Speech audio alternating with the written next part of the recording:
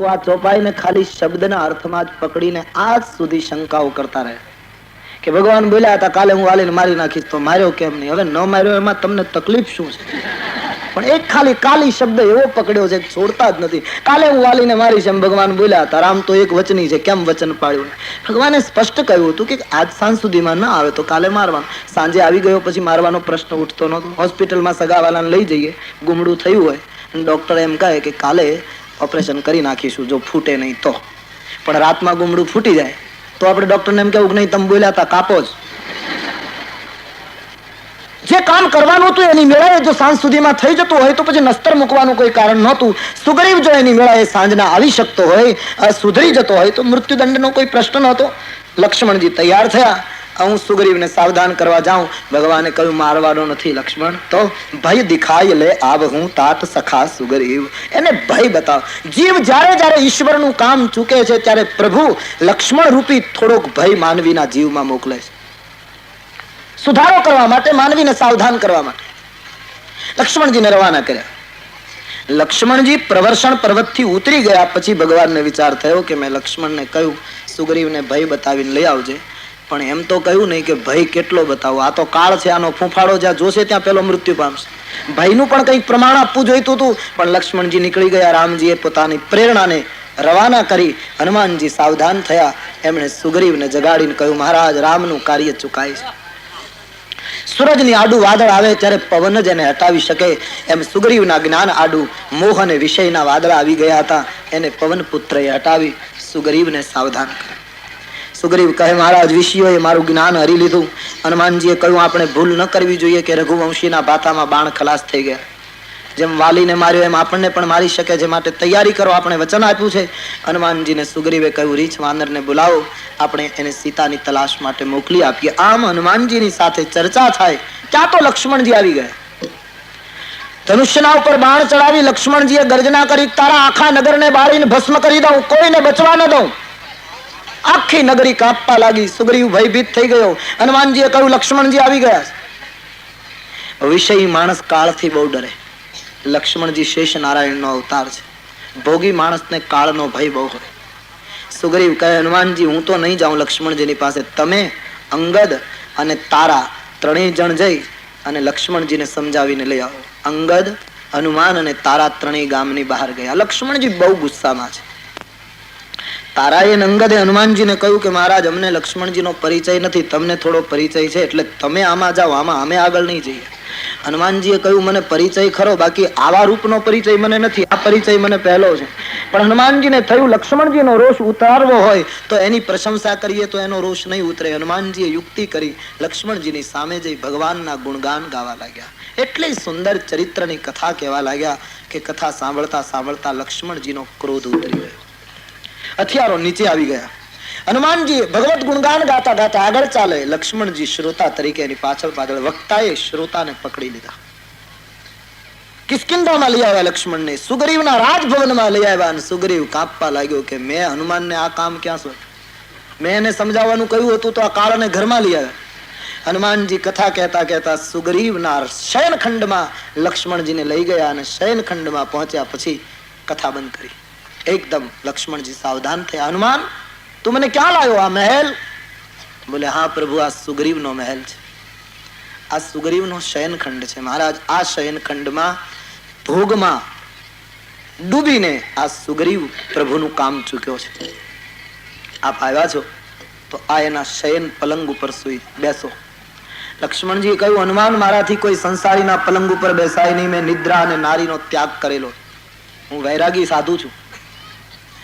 હનુમાનજીએ કહ્યું મહારાજ બરાબર છે, પણ આ ગામમાં પલંગ સિવાય બીજું કઈ આસન જ નથી. આ ગામમાં ભગવત કાર્ય ચૂકી અને સુઈ જનારા જ બધા ભેગા થયા છે, માટે મહારાજ બીજું કોઈ જગ્યા હોય તો બતાવો ને. હવે આપ આવ્યા જ છો તો પલંગ ઉપર બેસી જાઓ. લક્ષ્મણજીએ હનુમાનજીને કહ્યું પણ મારાથી પલંગ ઉપર ન બેસાય. હનુમાનજી બહુ આગ્રહ કરે. કેવી વિચિત્રતા!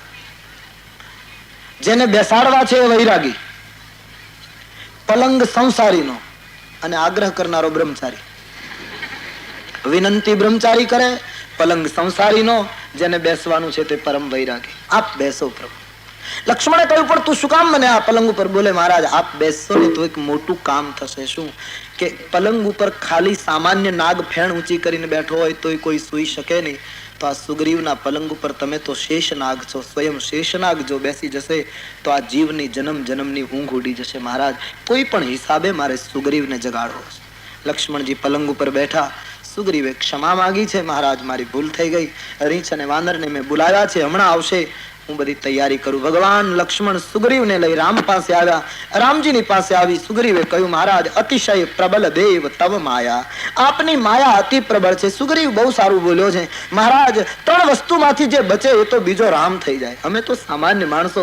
કે નારી નયન સરજાગી ન લાગા, ઘોર ક્રોધની સીતમ સો જાગા, લોભ પાસ જેહી ઘર ન બંધાયા, સોનર તુમ સમાન રઘુરાય. મહારાજ નારીના નેત્ર બાણ જેને વિહવળ ન કરી શકે, ક્રોધ જેના ચિત્તને સળગાવી ન શકે, લોભનું દોરડું જેના ગળામાં બંધન ન કરી શકે, એવો માનવી તો બીજો રામ બને. હું તો એક સામાન્ય જીવ છું, પ્રભુ માફ કરજો, ભૂલી ગયો. મેં રીંછ અને વાંદરાઓને બોલાવ્યા છે, ભગવાને ક્ષમા આપી દીધી. હજારોની સંખ્યામાં રીંછ વાનર આવે છે. 3 ટુકડી કરી સુગ્રીવે સીતાજીની શોધ માટે પૂરબ, પશ્ચિમ અને ઉત્તરમાં મોકલી આપ્યા. અંગદની આગેવાની નીચે ટુકડીને તૈયાર કરી, જે ટુકડીને કહ્યું તમારે દક્ષિણ દિશામાં જવાનું, જેમાં હનુમાનજી છે, જામવંત છે, નલનીલ છે. સુગ્રીવે કહ્યું અંગદ તું આ ટુકડીનો નાયક છે, 15 દિવસમાં સીતાજીના સમાચાર લીધા વગર જો આવશો તો મારા હાથે મૃત્યુદંડ માટે તૈયાર રહેવાનું, કાં તો રામ કાર્ય કરો યા મરો. સુગ્રીવે અંગદને સૂચના આપી, આપણે નિમિત્ત છીએ, ભગવાનનું કાર્ય છે, ઈશ્વર આપણને યશ આપવા માંગે છે. આમ કહીને સુગ્રીવે અંગદની ટુકડીને તૈયાર કરી. દક્ષિણ દિશાની ટુકડી તૈયાર થઈ. આખી ટુકડી રામજીને પગે લાગે છે. હનુમાનજી બધાથી છેલ્લે છે, આગેવાન આગળ છે, બધા માણસો આગળ, હનુમાનજી છેલ્લે. કોઈ હનુમાનજીને કહ્યું મહારાજ ભગવાનનું કાર્ય કરવા દક્ષિણમાં જવાનું છે, એમાં તમને બહુ ઉત્સાહ હોય એવું લાગતું નથી, નહીતર તો તમે આગળ ન હો, છેલ્લે કેમ? હનુમાનજીએ બહુ સરસ જવાબ આપ્યો કે ભાઈ મારે તો ભગવાનના કાર્ય સાથે સંબંધ છે, આગળ રહેવું, વચ્ચે રહેવું કે પાછળ રહેવું એ મહત્વનું નથી, મારે તો પ્રભુનું કામ કરવાનું છે. અને હું પાછળ રહું એ વધારે સારું, કારણ કે હું પવન પુત્ર છું, પવન પાછળથી સારો, જેથી કરીને ટુકડીને ધક્કો માર્યા કરે. આ લોકો આગળ ને આગળ વધ્યા કરે તો પાછા ન પડે, એટલા માટે હું પાછળ ન્યાયી છું. હનુમાનજી સૌથી છેલ્લે. આખી ટુકડી વંદન કરી કરીને રવાના થઈ, પણ પ્રભુએ કોઈનો હાથ પકડ્યો નહીં. છેલ્લે હનુમાનજીએ જ્યાં રામને વંદન કર્યા, બાબાજીને લીખી દિયા, પાછે પવન તનય સિર નાવા, પાછે પવન તનય જાની કાજ પ્રભુ નિકટ બુલાવા. સૌથી છેલ્લે હનુમાનજીએ પગે લાગી વંદન કર્યા તો ભગવાને હાથ પકડ્યો, નજીક બોલાવ્યો, મસ્તક ઉપર રામજી હાથ મૂક્યો. ભગવાનને ખબર પડી ગઈ કે કાર્ય આ માણસથી થશે. સવાલ એ ઉઠે કે ભગવાનને ખબર પડી ગઈ કે હનુમાનજી દ્વારા જ કાર્ય થશે, તો પછી બીજા બધાને શું કામ દોડાવ્યા? બીજા તો કારણ વગર દુખી થવા ગયા. પણ તુલસીદાસજીની દ્રષ્ટિ છે કે ભગવત કાર્ય હનુમાનજી જેવા કોઈ સંતો કરી શકે, પણ એનો અર્થ એમ નથી બીજા એ નિષ્ક્રિય થઈ જવું.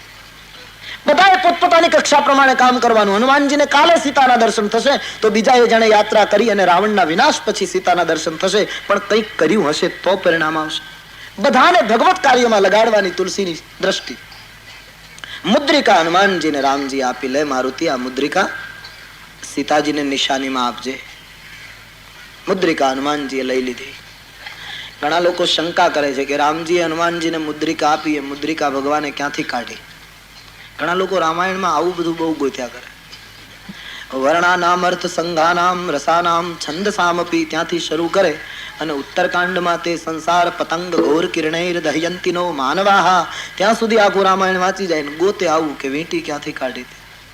કાં તો લોકો પ્રશ્ન કરે હનુમાનજીની બાને પૂછ નહોતું ને હનુમાનજીને કેમ? હવે તું રામ રામ કર. આવા સમસ્યાઓ રામાયણમાંથી શોધ્યા કરે. તુલસીદાસજીને ખબર નહીં હોય કે આવા અભ્યાસો નીકળશે મારા ગ્રંથના. મુદ્રિકા ક્યાંથી કાઢી? એક પ્રશ્ન લોકો પૂછ્યા કરે. સંકલ્પમાંથી સૃષ્ટિ ઉત્પન્ન થાય અને મુદ્રિકા બનાવતા શું વાર લાગે? જો આવી શંકા કર્યા કરીએ તો 999 સાડી દ્રૌપદીને ભગવાને પહેરાવી, એ કઈ મિલનું કાપડ? એના સંકલ્પમાંથી વસ્ત્રોનો ધોધ નીકળતો હતો. તો ભગવાનને મુદ્રિકા નિર્માણ કરતા શું વાર લાગે? એમ છતાં ગળે ન ઉતરે તો ગંગાને કિનારે કેવટને આપવા માટે સીતાએ જે મુદ્રિકા રામને આપેલી, એ મુદ્રિકા કેવટે લીધી નહોતી. એ મુદ્રિકા રામ પાસે રહી ગયેલી અને એ મુદ્રિકા જ હનુમાનજીને રામ નામ અંકિત મુદ્રિકા આપી. લે મારુતિ. હનુમાનજી મહારાજે મુદ્રિકા હાથમાં લઈ નાચવા લાગ્યા. હનુમાનજી મુદ્રિકા લઈ લે છે, કેવટે નથી લીધી. કેવટે તો આપણે સ્પષ્ટતા કરી. કેવટ ભગવાનને કહે, મહારાજ તમે રામ નામની મુદ્રિકા આપો, એનો અર્થ એમ કે મારે હવે માળા ફેરવવી પડશે, હું માળા નહીં ફેરવી શકું, મારું સ્મરણ તો તારે કરવાનું. હનુમાનજી તો સાધક છે.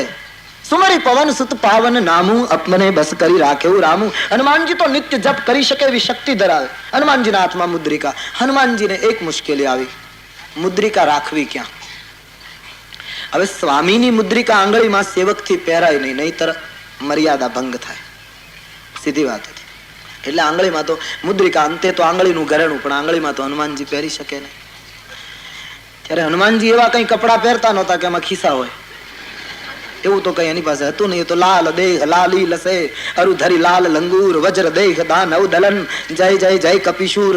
એ તો એક કેળના સુકાઈ ગયેલા પાનની કોપીન રાખતા હતા અને મુંજના ઘાસની જનોય. આ સિવાય તો એના શરીર ઉપર ધાગો નહોતો. એ મુદ્રિકા રાખે ક્યાં? એક હનુમાનજી વિચાર કર્યો કે મુઠ્ઠીમાં રાખવું આમ, કારણ કે હનુમાનજી હાથમાં શસ્ત્ર તો લીધું જ નથી. રામાયણ જ્યાં યુદ્ધ કર્યું ત્યાં હાથની મુઠ્ઠીથી જ યુદ્ધ કર્યું. તો હનુમાનજીને થયું જમણા હાથમાં મુઠ્ઠીમાં વીંટી રાખીને જાઉં તો સુરક્ષિત રહે. પણ હનુમાનજીને વિચાર થયો કે સીતાજીની શોધ કરવા જાઉં, કોઈ વચ્ચે મુશ્કેલી આવે, કોઈની સાથે લડવું પડે તો મુષ્ટિકાનો પ્રહાર કરવો પડે. તો જે મુષ્ટિકામાં રામ નામ હોય એ મારે નહીં, એ તો તારે. તો રામ નામ વાળી મુષ્ટિકાથી કોઈને મરાય નહીં. ડાબા હાથમાં રાખવું તો વિધિ નિષેધ નડે. ડાબા હાથમાં પ્રભુની મુદ્રિકા રાખવી એ ઠીક ન કહેવાય ધાર્મિક દ્રષ્ટિએ. હનુમાનજી વિચાર કરે રાખવું ક્યાં? એક વિચાર થયો મસ્તક ઉપર રાખું તો રામ નામને યોગ્ય સ્થાન આપ્યું કહેવાય. પણ હનુમાનજીને થયું ક્યારેક કૂદવું પડે, નમવું પડે, છલાંગ મારવી પડે તો વીંટી નીચે પડી જાય, ક્યાં રાખવું? બહુ ચિંતિત બન્યા. પછી કહે છે નખથી તે શિખા સુધી શરીરના આખા અંગનો વિચાર કર્યો હનુમાન. શરીરના એક એક અંગને કોઈને કોઈ આભૂષણ મળે છે, પણ હનુમાનજીને થયું જીભને કોઈ ઘરેણું પહેરાવતું નથી. કાનને, આંખને, નાકને, હાથને, બાજુબંધને, પગને, શરીરને બધાને કઈ ને કઈ ઘરેણા મળે છે. શિખાના મંત્રો, સંધ્યાના મંત્રો શિખાથી શરૂ થઈ અને ચરણ પૂજા સુધીનું કોઈ ને કોઈ વસ્તુ માણસને મળતી હોય, પણ જીભને કઈ મળતું નથી. હનુમાનજીને થયું રામ નામની મુદ્રિકા એ જીભનું ઘરેણું છે એમ માની પ્રભુ મુદ્રિકા મેલી મુખ માહી. હનુમાનજીએ રામ નામની મુદ્રિકા પોતાના મુખ. કેટલી બધી ચતુરતા છે આમાં બે કારણ. એક તો મોઢામાં મુદ્રિકા રાખે એટલે મુદ્રિકાને યોગ્ય સ્થાન મળ્યું, રામ નામનો જપ ચાલુ. બીજું, ભગવાનનું કામ કરવા જવું છે ત્યારે મુખમાં રામ નામની મુદ્રિકા હોય તો બહુ વાતો કરવાનો પ્રસંગ ના આવે, કારણ કે કામ જ કરવું છે ત્યાં વાતો કરવી નહીં જોઈએ બહુ. હનુમાનજીને થયું મોઢામાં કાંઈ નહીં હોય તો મિત્રોની સાથે ચર્ચામાં સમય જાય, એના કરતા મુખમાં સતત રામ નામ રહે અને હાથથી સતત ભગવત કાર્ય થતું રહે. મુદ્રિકાને મુખમાં નાખી હનુમાનજી મહારાજ તૈયાર થયા. પ્રભુએ મસ્તક ઉપર હાથ મૂકી ધીમે રહીને હનુમાનજીને કહ્યું સીતા મળે ને તો સીતાને મારા બળની વાત કરજે અને મારા વિરહની કથા કહેજે કે હું સીતાના વિયોગમાં કેટલો તડપું છું. ભગવાનની પસંદગી કેવી વિચિત્ર. મારો વિરહ તું સીતાને કહેજે. હવે વિરહમાં બ્રહ્મચારીને શું ખબર પડે? વિરહની વાત તો ગ્રહસ્થ કરી શકે, પણ ભગવાને બહુ સુંદર નિર્ણય કર્યો કે કોઈ ગ્રહસ્થને વિરહની વાત સોંપું તો ગ્રહસ્થ પોતાનો વિરહ ગાશે, મારો વિરહ નહીં ગાય. એક બ્રહ્મચારીને જ વિરહની વાત સોંપું જેને પોતાનો કોઈ વિરહ નથી, એ જ મારા વિરહનું ગાન કરી શકે. જેને પોતાનું કોઈ બળ નથી એ જ મારા બળની વ્યાખ્યા કરી શકે. હનુમાનજી મુદ્રિકા મુખમાં મૂકી ભગવત હાથનો આશ્રય પ્રાપ્ત કરી યાત્રાનો આરંભ. પર્વતો, ગુફાઓ, શિલાઓ આ બધાની શોધ કરતા કરતા આગળ વધે છે, પણ સીતાજી મળતા નથી. જંગલમાં આખી ટુકડી ભૂલી પડે, બધાને તરસ લાગે. અંગદ હારી ગયા કે હવે આપણે મૃત્યુ પામીશું. હનુમાનજી મહારાજને તરસ ન લાગી, બાકી બધાને તરસ લાગી. એના બે કારણો. તડકામાં ચાલે એને તરસ લાગે, છાયામાં ચાલે એને તરસ ન લાગે. હનુમાનજીના મસ્તક ઉપર રામે હાથ મૂક્યો હતો. હરિના હાથની છાયામાં જે ચાલે એને જગતમાં કોઈ દિવસ તરસ ન લાગે. બીજું કારણ, હનુમાનજીના મુખમાં રામ નામની મુદ્રિકા હતી. જેના મુખમાં અખંડ રામ નામનું સ્મરણ હોય એનો કંઠ કદી સુકાય નહીં. તુલસી કહે એક પર્વત ઉપર ચડી હનુમાનજીએ જોયું ગુફામાં પંખી ઉડે છે. આખી ટુકડીને ગુફામાં લઈ ગયા. એક સરોવર હતું, મંદિર હતું. મંદિરમાં એક સ્વયં પ્રભા નામની સ્ત્રી બેઠી હતી. બધાએ સ્વયં પ્રભાને વંદન કર્યા. સ્વયં પ્રભાએ આંખ ખોલી. હનુમાનજીની ટુકડીને આંખ ખોલીને એ તપસ્વીને એ પૂછ્યું કે ત્રેતાયુગ આવી ગયો? કેટલા વર્ષોથી સાધનામાં બેઠેલ. બોલે કેમ? મને કહેવામાં આવેલું કે રામના દૂતો જ્યારે નીકળશે ત્યારે સાધના પૂરી થશે. ભાઈઓ, કાયર બનશો નહીં, જળપાન પી લો, હું તમને માર્ગ બતાવું. બધા જળપાન પી અને સ્વયં પ્રભાની પાસે આવીને બેઠા છે. હનુમાનજીની ટુકડીને સ્વયં પ્રભાએ કહ્યું, તમે સીતાજીની શોધ કરવા નીકળ્યા છો, જરૂર કરી શકશો, પણ એક કામ કરો, આંખો બંધ કરીને પ્રભુનું સ્મરણ કરો. સ્વયં પ્રભાએ જગતને ઉપદેશ આપ્યો કે ભક્તિ રૂપી સીતાને મેળવવી હોય તો બહિર્મુખ ન થાવ, આંખો બંધ કરીને થોડા અંતર્મુખ થાવ. શ્રી સીતાજીને પ્રાપ્ત કરવા માટે અંતર્મુખ બનવાની સૂચના આપી. હનુમાનજી સહિત આખી ટુકડી આંખો બંધ કરી, પણ હનુમાનજી એક જ આંખને બંધ રાખી છે કે બાકીના એ બધા થોડી વારમાં ખોલી નાખે. આંખો બંધ રાખવી બહુ કઠિન છે. ધ્યાનની અને સમાધિની વાતો તો આપણા માટે બહુ દૂરની. પહેલા આંખો બંધ કરતા શીખીએ. 5 મિનિટ 10 પ્રયોગ કરીએ. આંખોને એમને બંધ રાખવી કઠિન છે. અભ્યાસ હોય તો શક્ય બને. આંખો બંધ કરવી અંતર્મુખ થવાનું પ્રતીક છે. આખી ટુકડી આંખો બંધ કરી, પણ રીંછ અને વાંદરાઓને થયું જરા જોઈએ તો ખરા શું થયું, ક્યાં પહોંચ્યા. એ જોવા ગયા, ચઠાઢે સકલ સિંધુ કે તીરા. બધા સમુદ્રને કિનારે પહોંચી ગયા. હનુમાનજી પણ પહોંચ્યા સ્વયં પ્રભાની શક્તિથી, પણ હનુમાનજીની આંખો હજી બંધ છે. સમુદ્ર આવી ગયો. બધા આંખ ખોલી વિચાર કરવા લાગ્યા, કાં તો ઉલટાના મુશ્કેલીમાં આવ્યા. ત્યાં તો મીઠું પાણી હતું, અહીંયા તો ખારું પાણી, ખાવાનું કઈ નથી, શું કરીશું? બધા જ ગભરાયેલા બેઠા છે. હવે તો આગળ જઈ શકાય એવું છે નહીં. સમુદ્ર આવી ગયો, અવધિ પૂરી થવાની તૈયારી. ત્યાં જઈશું તો સુગ્રીવ મારી નાખશે, અહીં ભૂખ્યા મૃત્યુ પામીશું, શું કરવું? આમ સુગ્રીવ ના ત્રાસથી સુગ્રીવ મારી નાખશે, ત્યાં જઈશું તો એવા ભયથી અંગદ જરા દુઃખી થાય છે. જામવંત એને આશ્વાસન આપે છે. એમાં સમુદ્રને કિનારે પર્વતની ગુફામાં સંપાતિ નામનો એક ગીધ, જટાયુનો મોટો ભાઈ, એ બહાર નીકળ્યો. આ દેવ વિધાતાએ મને ખોરાક આપ્યો, હું આ બધાને ખાઈ જઈશ. આમ બોલતો બોલતો ગીધ બહાર આવ્યો. અંગદ ધ્રુજી ગયો. જામવંતને કહ્યું, આ ગીધ આપણને મારી નાખશે, આપણે કઈ કરી શક્યા નહીં. અંગદથી બોલાઈ ગયું, આપણા કરતા તો જટાયુ સારો કે ભગવાનના કામમાં ઉપયોગમાં આવ્યો, આપણે કઈ કરી શક્યા. જટાયુનું નામ સાંભળતા સંપાતિએ કહ્યું, તમે મારા ભાઈનું નામ લીધું, હવે હું તમને મારીશ નહીં. તમે મારા ભાઈનું સ્મરણ કરાવ્યું, હું નહીં મારું. અંગદે પૂછ્યું, જટાયુ તમારો ભાઈ? બોલ્યા, અમે સગા ભાઈ. યુવાનીમાં સૂર્યને પકડવા માટે ઉડેલા. મારો ભાઈ સૂર્યની ગરમી સહન ન કરી શક્યો મિત્રો, એટલે નીચે આવ્યો અને હું અભિમાનમાં ઉપર ગયો. મારી પાંખો બળી ગઈ. હું આ દરિયાને કિનારે પડ્યો ત્યારે ચંદ્રમા નામના એક સંતે મને એમ કહેલું કે હવે તારી પાંખોમાં ચૈતન્ય ત્યારે જ આવશે જ્યારે ત્રેતાયુગમાં રામના દૂતો સીતાની તલાશ લેવા આવશે અને એના તને દર્શન થશે. સીતાજી એને બતાવજે, તે દિવસે તારી પાંખોમાં પુનઃ ચેતન આવશે. મને સમુદ્રને કિનારે લઈ જાઓ, હું તર્પણ કરું. સંપાતિએ નાના ભાઈનું તર્પણ કર્યું. પાંખોમાં દિવ્યતા આવવા લાગી. સંપાતિએ મિત્રોને કહ્યું કે તમારા દર્શન કરવાથી મને જો આટલું ફળ મળતું હોય તો તમે તો રામના દર્શન કરીને આવ્યા છો, કાયર ન બનશો, જરૂર ભગવત કાર્ય કરી શકશો. ભાઈઓ, હું વૃદ્ધ થઈ ગયો, નહીતર મદદ કરત, પણ મારી પાંખો નબળી છે, આંખો નબળી નથી. આંખથી હું જોઈ શકું છું 400 ગાવ દૂર લંકાની અશોક વાટિકામાં સીતાજી બેઠા બેઠા રામ જપે છે. મેં દેખો તુમ નહીં.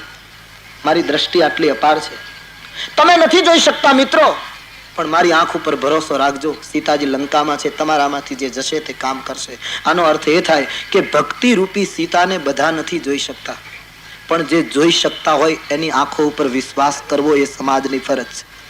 સંતો જે જોઈ શકતા હોય, જે અનુભવી શકતા હોય, એની વાણી ઉપર વિશ્વાસ કરવો એ સમાજનો ધર્મ છે. હું વૃદ્ધ થઈ ગયો, નહીતર તમને મદદ કરત, કાયર બનશો નહીં. સીતાજી અશોક વાટિકામાં છે, આટલું કહીને સંપાતિ જતો રહ્યો. એક વસ્તુ નક્કી થઈ ગઈ, ભગવતી સીતા લંકામાં. હવે જાય કોણ? 400 ગાવનો સમુદ્ર રસ્તામાં. અંગદે કહ્યું, હું જાઉં, પણ પાછા આવવામાં મુશ્કેલી છે, કારણ કે લંકા ભોગ નગરી છે. હું સંસારી માણસ, ભોગમાં ડૂબી જાઉં તો પાછો આવી શકું નહીં. અથવા તો રાવણનો પુત્ર અક્ષય કુમાર અને મારે મનમેળ નથી, અક્ષય કુમારની સામે હું જાઉં ત્યારે મારી અડધી શક્તિ જતી રહે, અથવા તો મારું મૃત્યુ થાય એવું મને શાપ છે. ઓચિંતા મુલાકાત થાય તો મુશ્કેલી થાય. જામવંતે કહ્યું, તમે નાયક છો, તમને મોકલાય નહીં. અમુક જણાએ કહ્યું, અમે 400 ગાવ કૂદીને જઈએ, પણ પછી લેવા તમારે આવવું પડે. એનો કોઈ અર્થ નહોતો. કોઈ કહે અમે 200 ગાવ કૂદીને પડી શકીએ દરિયામાં. જામવંતે કહ્યું, ઘરડો થઈ ગયો એટલે લાચાર, બાકી જુવાનીમાં અમે 7 પ્રદક્ષિણા બલિની સામે વામનમાંથી ભગવાન વિરાટ થયા ત્યારે 7 પ્રદક્ષિણા અમે કરેલી, પણ અત્યારે ઘરડો થઈ ગયો એટલે લાચાર છું. દરેકે પોતપોતાની શક્તિ જાહેર કરી, પણ પૂર્ણ કામ કરીને આવે એવું કોઈ નીકળ્યું નહીં. હનુમાનજી મહારાજ હજી આંખો બંધ કરીને ચૂપ બેઠા છે. જામવંતે ટુકડીને નિમંત્રણ આપ્યું. હનુમાનજી સિવાય આ કાર્ય કોઈ નહીં કરી શકે.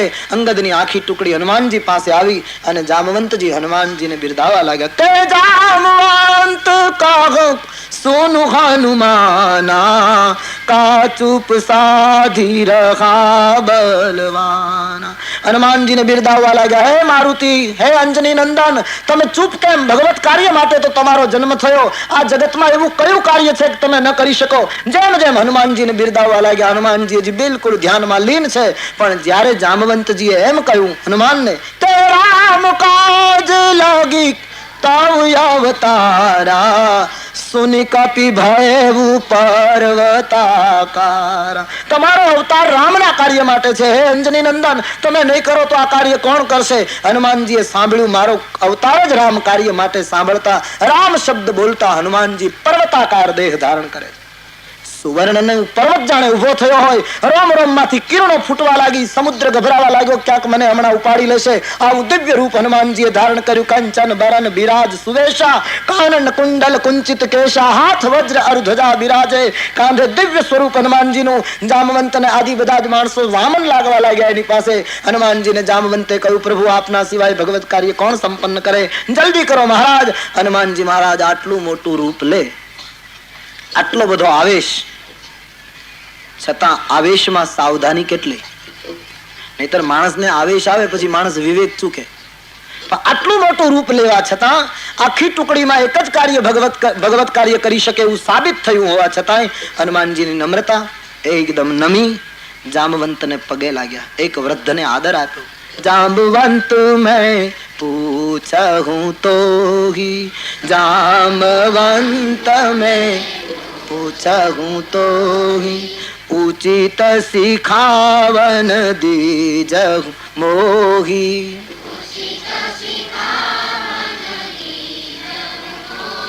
જામવંત, અમારા ટુકડીના આપ વૃદ્ધ પુરુષ છો.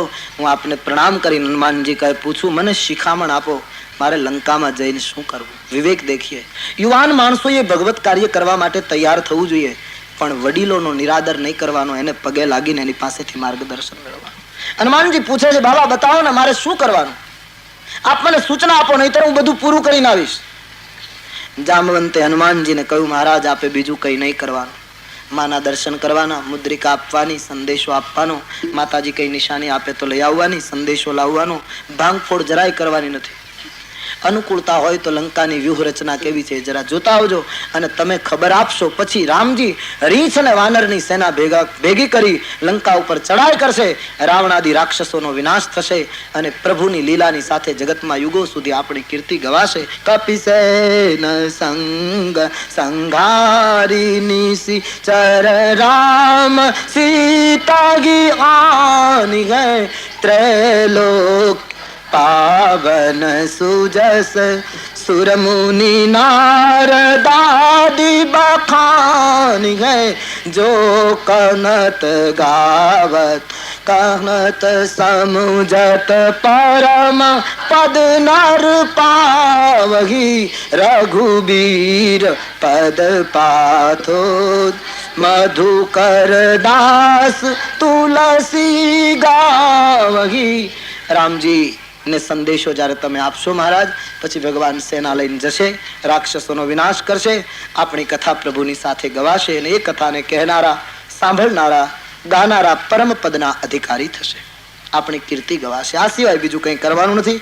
હનુમાનજીને સૂચના આપી. તુલસીદાસજી કિષ્કિંધાની સમાપ્તિમાં લખે છે, ભવ ભેષજ રઘુનાથ યસ સુનહી જ નર અરુ નારી તિનકે સકલ મનોરથ સિદ્ધ કરહી ત્રિશિરારી. પરમાત્માના આ દિવ્ય ગુણાનુવાદને જે નરનારી શ્રવણ કરશે એના ભગવત કાર્ય કરવાના શુભ સંકલ્પોને ભગવાન પૂર્ણ કરશે. આટલો આશીર્વાદ આપી બાબાજી કિષ્કિંધાની સમાપ્તિ કરે. ઇતિ શ્રી રામચરિત માનસે સકલ કલિકલુષ વિધ્વંસને વિમલ વૈરાગ્ય સંપાદનો નામ ચતુર્થ સોપાન કિષ્કિંધાકાંડ સમાપ્ત. શ્રી સીતારામચંદ્રાર્પણમસ્તુ. બોલો રામચંદ્ર.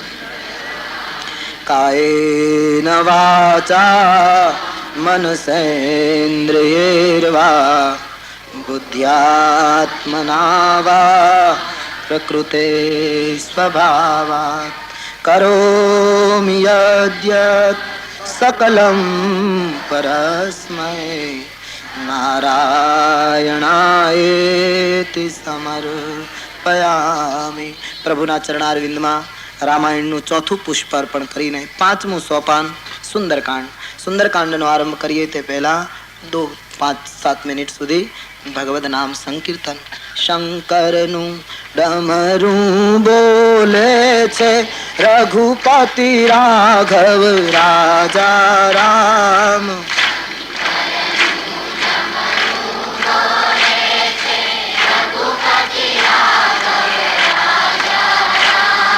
શંકરનું ડમરું બોલે છે, રઘુપતિ રાઘવ રાજા રામ.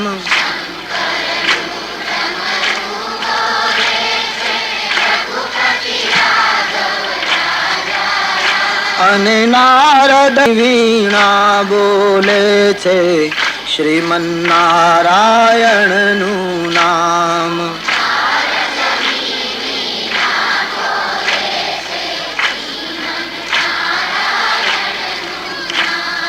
નારદની વીણા બોલે છે, શ્રીમન્નારાયણનું નામ.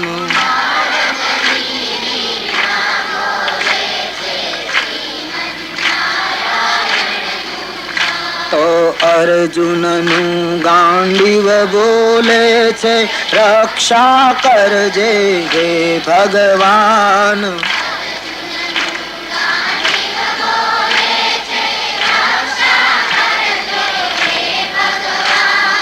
અર્જુનનું ગાંડીવ બોલે છે, રક્ષા કરજે હે ભગવાન.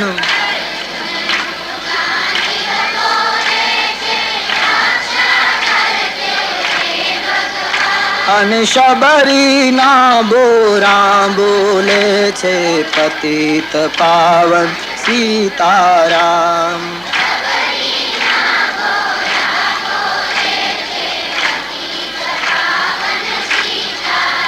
તો કૃષ્ણની બંસી બોલે છે, રાધે રાધે પ્યારું નામ.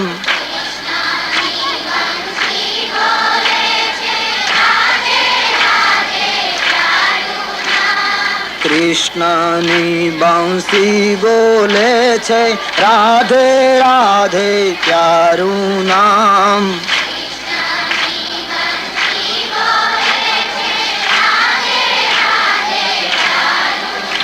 અને વિદુરની ભાજી બોલે છે, ભક્ત વત્સલ તું ભગવાન.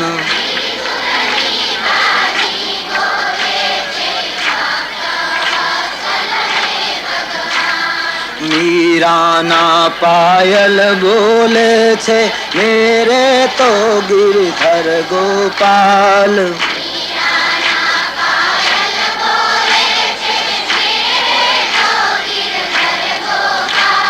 મીરાના પાયલ બોલે છે, મેરે તો ગિરધર ગોપાલ.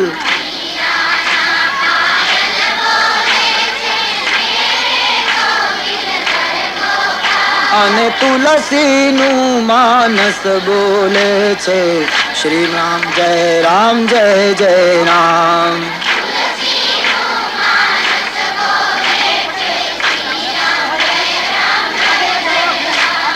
તુલસીનું માનસ બોલે છે, શ્રી રામ જય જય રામ.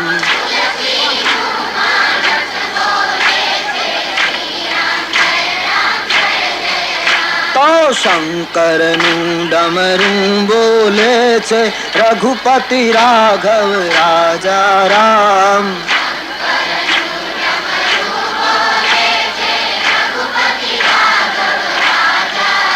હવે શંકરનું ડમરું બોલે છે, રઘુપતિ રાઘવ રાજા રામ.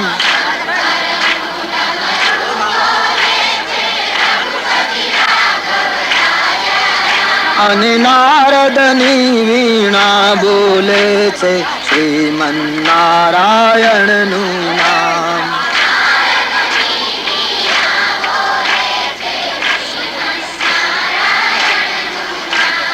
નારદની વીણા બોલે છે શ્રીમન્નારાયણનું નામ.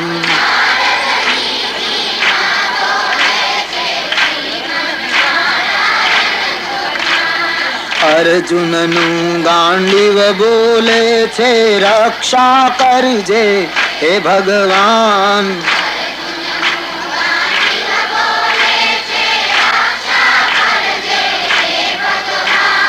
અર્જુનનું ગાંડીવ બોલે છે રક્ષા કરજે હે ભગવાન.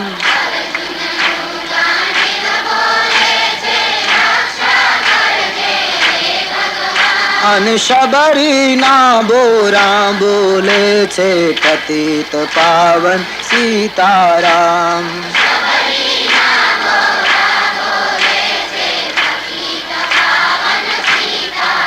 તો કૃષ્ણની બંસી બોલે છે રાધે રાધે તારું નામ.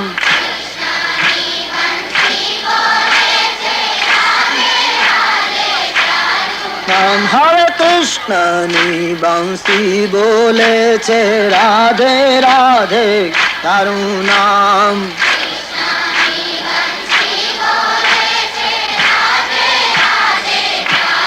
નામ અને વિદુરની ભાજી બોલે છે ભક્ત વત્સલ તું ભગવાન.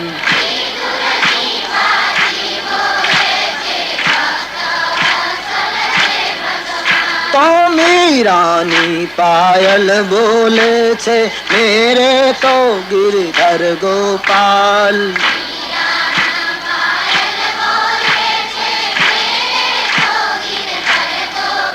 હવે મીરાની પાયલ બોલે છે મેરે તો ગિરધર ગોપાલ.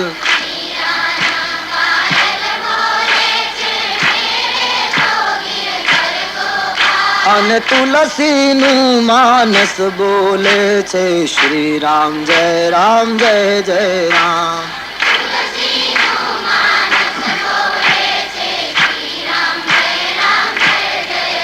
બોલો તુલસીનું માનસ બોલે છે શ્રી રામ જય જય રામ.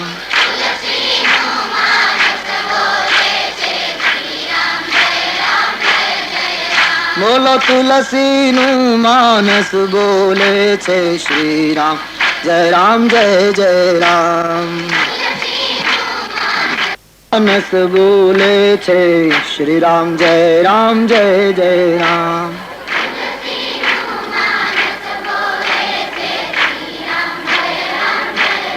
રામ તુલસીનું માનસ બોલે છે શ્રી રામ જય જય રામ.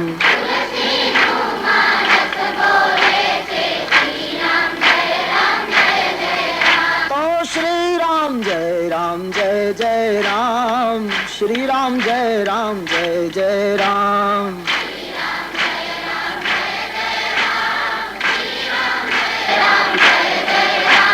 श्री राम जय जय राम. श्री राम जय जय राम. जय राम.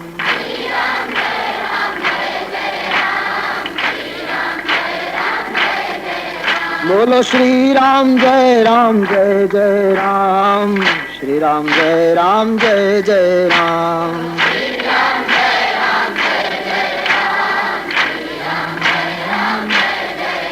हम श्री राम जय जय राम. श्री राम जय जय राम.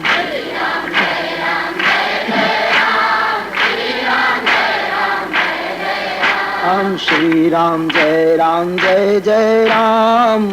श्री राम जय जय राम.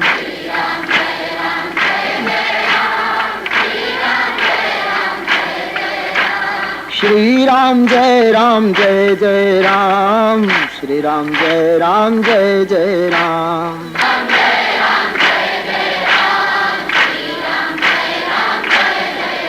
तो श्री राम जय जय राम. श्री राम जय जय राम. हम श्री राम जय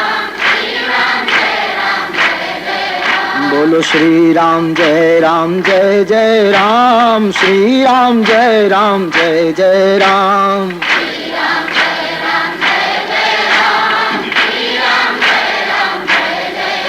બોલો શ્રી રામ જય રામ જય જય રામ, શ્રી રામ જય રામ જય જય રામ,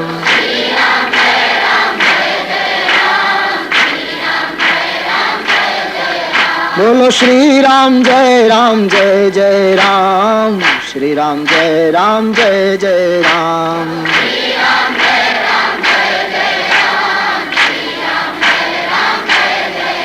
બોલો શ્રી રામ જય રામ જય જય રામ, શ્રી રામ જય રામ જય જય રામ,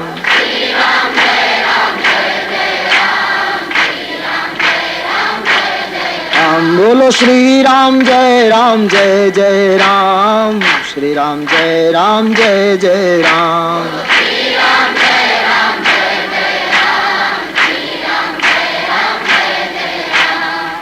રામચરિતમાનસનું 5મું સોપાન સુંદરકાંડ.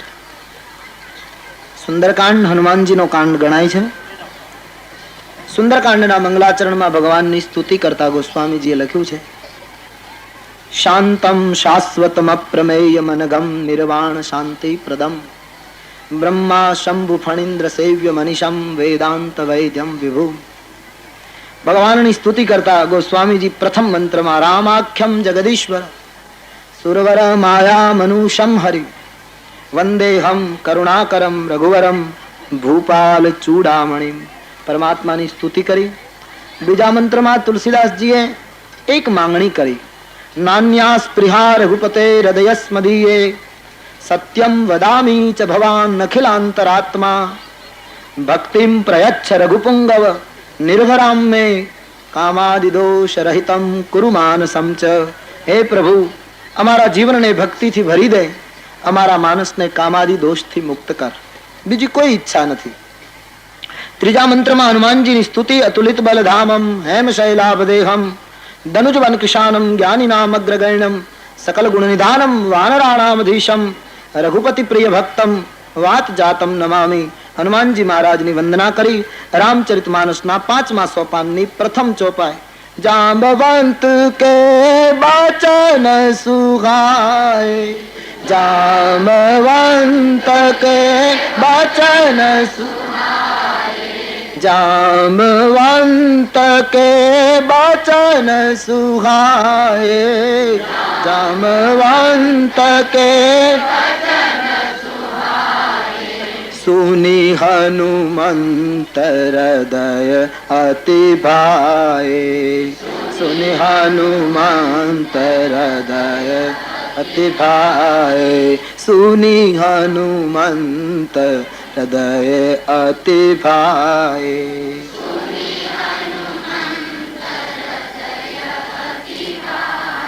જામવંતની સલાહ હનુમાનજીને ખૂબ ગમી. લંકામાં જઈને શું કરવું તે બધી સલાહ એમણે સ્વીકારી. હનુમાનજી મહારાજ હવે વિદાય લેવાની તૈયારીમાં છે. હનુમાનજીએ મિત્રોને એક સૂચના આપી, ભાઈઓ, ભગવત કાર્ય કરવા માટે હું લંકામાં જઈ રહ્યો છું. યાત્રાના આરંભમાં જ મારા હૃદયમાં એટલો આનંદ છે કે હું કાર્ય પૂરું કરીને ચોક્કસ આવીશ. તમે સમુદ્રને કિનારે બેસજો, અહીંથી કોઈએ પાછા જતા નથી રહેવાનું. ભગવત કાર્ય કરીને આવું, પછી આપણે બધા સાથે પ્રભુની પાસે જઈશું. બીજી સૂચના હનુમાનજીએ આપી, કોઈએ ભૂખ્યા નથી રહેવાનું, બધા અહીંયા બેસીને ફળ ફૂલ ખાવાના. હનુમાનજી કદાચ એમ કહેવા માંગે છે કે હું ત્યાં ચાલુ કરવાનો છું, તમારે કોઈએ ભૂખ્યા રહેવાનું નથી, ફળ ફૂલ ખાવાના, શરીર ટકાવવાનું.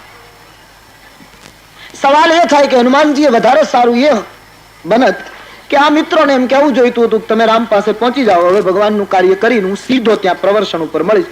કારણ કે હનુમાનજી કદાચ લંકામાં ફસાય તો આમાં એકેય વ્યક્તિ એવી નહોતી જે એને બચાવવા જઈ શકે. બધાએ પોતપોતાની શક્તિ મર્યાદા કહી દીધી હતી. છતાં હનુમાનજી કહે કોઈએ જવાનું નથી, બધાએ બેસવાનું, હું આવું પછી આપણે સાથે જ જવાનું. હનુમાનજીએ મિત્રોને આ ખાસ સૂચના આપી, કોઈએ જવાનું નહીં. આનો અર્થ એ થયો કે હનુમાનજી એમ વિચાર કરે કે તમે રામ પાસે જતા રહો અને હું એકલો ભગવત કાર્ય કરીને પાછો આવું તો રામ કાર્ય કરવાનો યશ મને એકલાને જ મળે. આપણે આખી ટુકડી સાથે જઈએ તો ભગવત કાર્યનો યશ આપણને બધાને મળે. હનુમાનજી કહે ભલે હું પૂર્ણ કામ કરીને આવું, પણ તમે કમસે કમ સમુદ્રના કિનારા સુધી તો આવ્યા છો, એનો તમને યશનો અધિકાર છે. હનુમાનજી મહારાજ એ એટલી ઉદાર વ્યક્તિ છે કે યશ પણ બધાને વહેંચાવો જોઈએ, આપણને બધાને યશ પ્રાપ્ત થાય. તમારે મારે બધાએ સાથે જવાનું, આમ બધાને સૂચના આપી હનુમાનજી બધાને પગે લાગે છે. ભગવત કાર્ય આવા માણસો જ કરી શકે જે સકલ લોકમાં સહુને વંદે. બધાને જે વંદન કરતા શીખી જાય એ જ ભગવત કાર્ય કરી શકે. માનસકાર કહે નાનામાં નાના વાનરને હનુમાનજી પગે લાગ્યા. આસ કહી નાઈ સબનું કહું માથા ચલેવું હરશી ધરી રઘુનાથા. એક એક વ્યક્તિને હનુમાનજી પગે લાગ્યા. આશીર્વાદ આપો, ભગવત કાર્ય કરવા જાઉં છું, તમારા આશીર્વાદના બળે હું કામ કરી આવું. બધા જ મિત્રો હનુમાનજીને વિદાય આપે છે. ખતરાનું કામ છે, વિદેશની ભૂમિમાં જવાનું, રાક્ષસની નગરી છે, શું થશે ખબર નથી. બધાને વંદન કરે, મિત્રો જય જયકાર કરી હનુમાનજીને વિદાય આપે. સમુદ્રને કિનારે એક પર્વત છે. હનુમાનજી છલાંગ મારીને પર્વત ઉપર ચડ્યા. ચારે બાજુ દ્રષ્ટિ કરી, 400 ગાઉનો સાગર ગુગવાટા કરે. તળેટીમાં ઉભેલા મિત્રોને ફરી એકવાર મસ્તક નમાવી વિદાયની સૂચના પ્રાપ્ત કરી. મિત્રો નાચે છે મારુતિનો વિદાયની સૂચના પ્રાપ્ત કરી. મિત્રો નાચે છે મારુતિનો જય હો કરવા લાગ્યા. હનુમાનજી ઉડાન ભરવાની તૈયારીમાં. હનુમાનજીની સમગ્ર યાત્રામાં તુલસીદાસજીએ સ્પષ્ટ કર્યું છે હનુમાનજી 3 વાર પર્વત ઉપર ચડ્યા છે. એક તો હમણાં બધાને તરસ લાગી ત્યારે પેલા પર્વત ઉપર ચડીને ગુફામાં લઈ ગયા. અત્યારે દરિયાને આ કિનારે પર્વત ઉપર ચડી અને છલાંગ અને લંકાના પાદરમાં પર્વત ઉપર ચડીને રાત્રિના લંકાનું દર્શન કરશે. 3 વખત હનુમાનજી પર્વત ઉપર ઉભા રહે છે. પર્વત એ સ્થિરતા અને મક્કમતાનું પ્રતીક છે. જે વ્યક્તિનું મન, વચન અને કર્મ ત્રણેય બરાબર સ્થિર હોય એ જ સીતાજીની શોધ લાવી શકે. જેના પગલાની નીચે મક્કમતા ન હોય, જેની યાત્રામાં અસ્થિરતા ન હોય, જેના પરમાત્માના કાર્ય કરવાના ભરોસામાં ક્યાંય કાણું ન હોય, જે બિલકુલ અલોલ હોય, જેની મનસ્થિતિ, એવો પુરુષ જ શ્રી સીતાજીની શોધ લાવી શકે. હનુમાનજી મહારાજ પર્વત ઉપર ઉભા છે. દિવ્ય સ્વરૂપ છે. સમુદ્ર ગર્જના કરી રહ્યો છે. મિત્રો બાર બાર જય જયકાર કરે. હનુમાનજીએ છલાંગ ભરવાની તૈયારી કરી. પર્વત ઉપર જમણો પગ દબાવી અને જ્યાં ઉડાન ભરવાની તૈયારી કરે. માનસકાર કહે જય ગિરી ચરણ દે હનુમંતા. જે પર્વત ઉપર હનુમાનજીએ પગ દબાવ્યો, સો ચલી ગા પાતાલ તુરંતા. પર્વત પાતાળમાં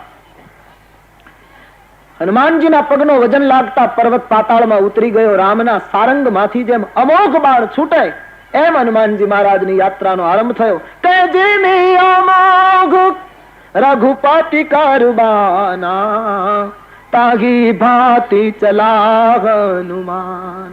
રામના સારંગમાંથી જેમ અમોઘ ગતિ કરે નીકળ્યા ત્યાં તો અડધો દરિયો ઉપાડી લીધો. મિત્રો જોઈ રહ્યા, દિવ્ય વેગથી હનુમાનજી જઈ રહ્યા છે. તુલસીદાસજી લખે જલનિધિ રઘુપતિ દૂત બિચારી. જલનિધિ રઘુપતિ દૂત બિચારી. તે મેં નાક હોગી શ્રમ હારી. તે મેં નાક હોગી શ્રમ. સમુદ્રએ જોયું રામનો દૂત મારા ઉપરથી નીકળે છે, લાવ સ્વાગત કરું. સમુદ્રને તળિયે એક મૈનાક નામનો પર્વત હતો. આપણા પુરાણમાં એવી કથા છે કે પહેલા પર્વતોને પાંખો હતી, એ ઉડતા હતા. પણ એને ઉડવાની શક્તિ મળી એટલે એટલા બધા ઘમંડી બન્યા કે ઉડી ઉડીને ગામ ઉપર બેસવા લાગ્યા. ગામોના ગામ સાફ કરવા લાગ્યા પર્વતો. ઇન્દ્રએ વજ્ર ફેંક્યું, બધા પર્વતોની પાંખો કાપી નાખી. એમાંનો એક મૈનાક જે સુવર્ણનો પર્વત હતો, એમાં સુવર્ણ ધાતુ પુષ્કળ છે, એ ઉડીને દરિયાને તળિયે સંતાઈ ગયો. સમુદ્રએ એને આશ્રય આપ્યો એટલે જીવતો રહી ગયો, યાની પ્રાણવાન રહ્યો. આજ સમુદ્રએ મૈનાકને કહ્યું મેં તમને આશ્રય આપ્યો, આજ મારું કામ કરો. હનુમાનજી મારે આંગણે નીકળ્યા છે, તમે જરા બહાર આવી હનુમાનજીને થોડી વાર વિશ્રામ આપો. સુવર્ણનો પર્વત સમુદ્રના ઉપર આવ્યો. હનુમાનજીને હાથ જોડીને કહ્યું બાબા થોડી વાર આરામ કરો. હનુમાનજી મહારાજે એના મસ્તક ઉપર હાથ મૂકીને કહ્યું ભાઈ તારી વાત બરાબર છે, લાગણી સ્વીકારું છું, પણ રામ કાજ કિન હે બિના મોહી કહા વિશ્રામ. રામનું કાર્ય ન થાય ત્યાં સુધી મને વિશ્રામ નથી. ગંભીરતાથી વિચારીએ તો ઈશ્વરનું કાર્ય કરવા જયારે હનુમાનજીની જેમ આપણે નીકળીએ ત્યારે આરામને બાને વચ્ચે સોનાના ડુંગરા અવરોધક બને.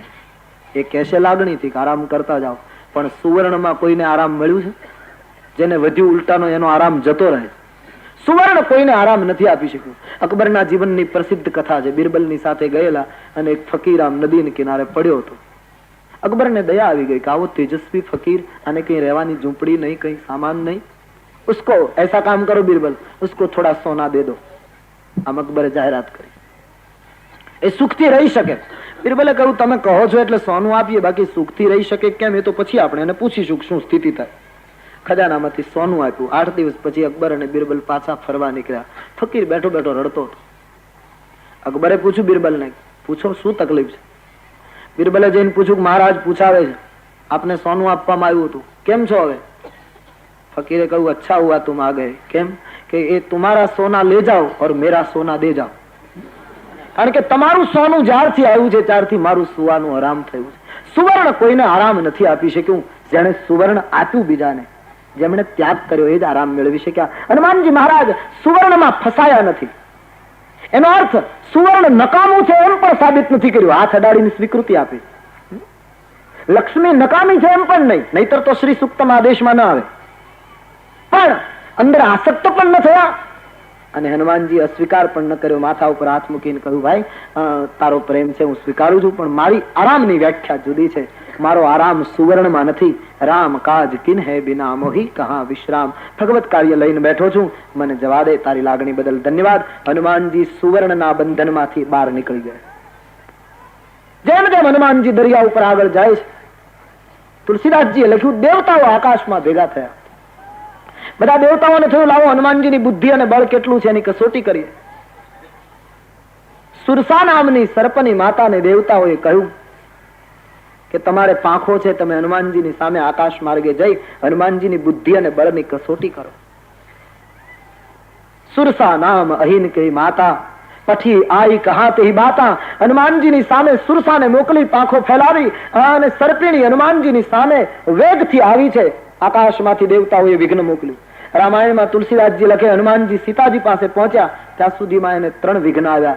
એક આકાશમાંથી, એક પાણીમાંથી અને એક લંકાની ભૂમિ ઉપર. એનો અર્થ એમ થાય કે ભક્તિની યાત્રા જયારે જીવ કરશે, પ્રભુ કાર્ય કરવા માટે જીવ નીકળશે, ત્યારે આકાશમાંથી વિઘ્નો આવશે, પાણીમાંથી વિઘ્નો નીકળશે, ધરતી ઉપરથી પણ વિઘ્નો નીકળશે.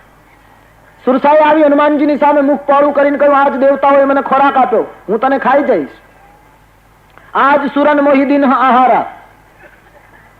હનુમાનજીએ કહ્યું માતાજી મને ખાવાથી તમને તૃપ્તિ થતી હોય તો હું એને મારું સદભાગ્ય સમજીશ કે કોઈની ઉદર તૃપ્તિમાં હું સહાયક બન્યો. પણ માં એક કામ કરી લે. શું? રામ કાજ કરી ફિર મેં આવો, સીતા કઈ સુધી પ્રભુ હી સુનાવો. રામનું કાર્ય કરી આવું, સીતાજીના સમાચાર રામજીને આપી આવું અને રામ ભક્ત વચન આપું છું તબ તો બદન પૈઠી હોઉં આઈ. હું મારી મેળાએ તમારા મુખમાં પ્રવેશ કરી જઈશ, બાકી સત્ય કહું મોહી જાન દે માઈ. અત્યારે મને જવા દે. હનુમાનજી એમ કહે છે કે રામ કાર્ય સંપન્ન થાય પછી તું મને ખાઈ જાતો વાંધો નથી. આ દેહ મળ્યો છે એથી ભગવત કાર્ય કરી લઉં, પછી માં મારું મૃત્યુ થાય તો મને ચિંતા નથી, પછી તું મને ખાઈ જઈ શકે. સુરસાએ કહ્યું મને ભૂખ લાગે ત્યારે હું મારા બચ્ચાને ખાઈ જાઉં, હું તને જવા દઉં? વાનરનો ભરોસો શું આવે કે ના આવે, મને અત્યારે જ ભૂખ લાગી. હનુમાનજી કહ્યું માં જવા દો, મહત્વનું કાર્ય છે, વચન આપું છું પાછો આવીશ. બોલે નહીં મને તો અત્યારે જ ભૂખ છે. હનુમાનજી કહ્યું સારું તો ખાઈ લો, તમારી સામે જ. હનુમાનજીને ગળી જવા માટે સુરસાએ મુખ પોળું કર્યું. તુલસીજીએ લખ્યું કે જો જાન ભારી તેગી બાદન પસારા, કપી તનુ કી ન દુગુન વિસ્તારા. 16 જો જન મુખ તેગી થયું, તુરત પવન સુત 32 ભયું. જસ જસ સુરસા બદન બઢાવા, તાસ દૂન કપી રૂપ દિખાવા. સત જો જન તેગી આનન કીના, અતિ લઘુ રૂપ પવન સુત લીના. બદન પૈઠ પુની બાહિર આવા, માગી બીદા તાહી શીરના. હનુમાનજીએ કહ્યું મને ખાઈ લો. 4 ગાઉમાં મુખ પોળું કર્યું સુરસાએ. ભયંકર શક્તિ હતી. 1 યોજનમાં મુખ પોળું કરીને હનુમાનજીને જ્યાં ગળવા ગઈ રામ શબ્દ કહી હનુમાનજી 8 ગાઉમાં શરીર વધારે. કારણ કે રામજી એને કહ્યું હતું તું ડબલ છે, બધામાં ડબલ થતા જાય. 8 ગાઉનું રૂપ લીધું.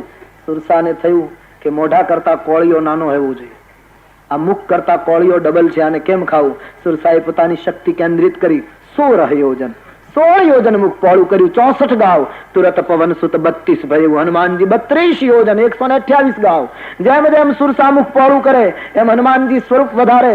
સુરસાને થયું કે આ છે શક્તિશાળી, આની આગળ જીતવું કઠિન. બધી શક્તિ ભેગી કરીને સત જો જન તે આનંદ કિના. 400 ગાવમાં સુરસાએ મુખ પહોળું કર્યું, આખો સમુદ્ર ઢાંકી દીધો. હવે ક્યાંય પાણી દેખાતું નથી, કેવલ સુરસાનું મુખ જ દેખાય. હનુમાનજીને થયું કે આને 400 ગાવનું મુખ પહોળું કર્યું, ભગવાનની દયાથી હું 800 ગાવનો થઈ તો શકું, પરંતુ હવે 800 ગાવનો થઈશ તો ઉભા રહેવા માટે એટલી જગ્યા તો જોઈએ. 800 ગાવનો થઈશ તો એક પગ આમનમ સીધો લંકામાં જશે અને એક પગ સીધો રામ પાસે જશે. રામ તો કદાચ જાણી જશે કે હનુમાનનો પગ પણ લંકાવાળા વિચારમાં પડશે કે આ સીધો પગ કોનો આવ્યો. આખી લંકા ગભરાશે અને આ તકરારમાં ક્યારે નિર્ણય આવે એનું શી ખાતરી? હનુમાનજીએ યુક્તિ કરી લીધી. જ્યાં 400 ગાવનું મુખ સુરસાએ કર્યું, એકદમ નાનું એવું રૂપ લઈ હનુમાનજી સુરસાના મુખમાં પ્રવેશ કરી ગયા. ચક્કર મારી બદન પેઠી પુની બહાર આવી હાથ જોડીને કહ્યું, માં તારે મને ખાવો હતો ને, હું તારા મુખમાં આવી ગયો, તે મને ખાઈ લીધો કહેવાય, જાઉં? હનુમાનજીનું બુદ્ધિ કૌશલ્ય જોઈ સુરસા ધન્યવાદ આપે છે. આનો અર્થ શું? હનુમાનજી સુરસાને મારતા નથી, નહીતર મુષ્ટિકાનો પ્રહાર કરીને મારી નાખ્યો હતો, પણ અડ્યા જ નથી, મારી નહીં, પ્રહારે નથી કર્યો, એની સામે શરીર જ વધાર્યા કર્યા. આનો અર્થ શું થાય? તુલસીદાસજી કહે, ભક્તિના માર્ગમાં રામનું કાર્ય કરવા તમે નીકળો, ત્યારે કોઈ તમારા માર્ગમાં વિરોધ કરે તો એની સામે વિરોધમાં સમય ન બગાડજો. એ માણસ તમને પકડવાની કોશિશ કરે તો તમે એના કરતા તમારા વ્યક્તિત્વનો ડબલ વિકાસ કરજો, તમારું ભજન વધારજો, તમારું સત્યનું આચરણ વધારજો, તમારી નીતિની પહેલીને ડબલ કરતા જાઓ. સામો માણસ તમને ગમે તેટલો પકડવાની કોશિશ કરે, તમારું ભજન ડબલ કરો, તમારા વ્યક્તિત્વનો વિકાસ કરો. પરિણામ એ આવશે કે સામો માણસ એની મેળાએ હારી જશે. હનુમાનજી મહારાજ સૂક્ષ્મ રૂપ લઈને બહાર નીકળ્યા.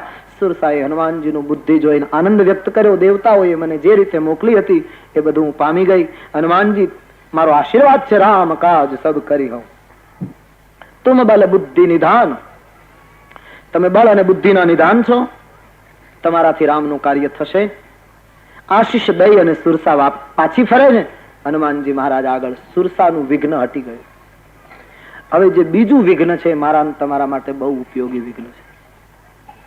હનુમાનજી જેવા આકાશ માર્ગે આગળ વધ્યા તો હનુમાનજીની ગતિ રોકાવા લાગી. હનુમાનજી વિચાર કરે, મને કોણ અટકાવે છે? સામે તો કોઈ છે નહીં, કોઈએ મારા ઉપર તાંત્રિક પ્રયોગ કર્યો છું, ઉપર કોઈ નથી, આજુબાજુ કોઈ નથી.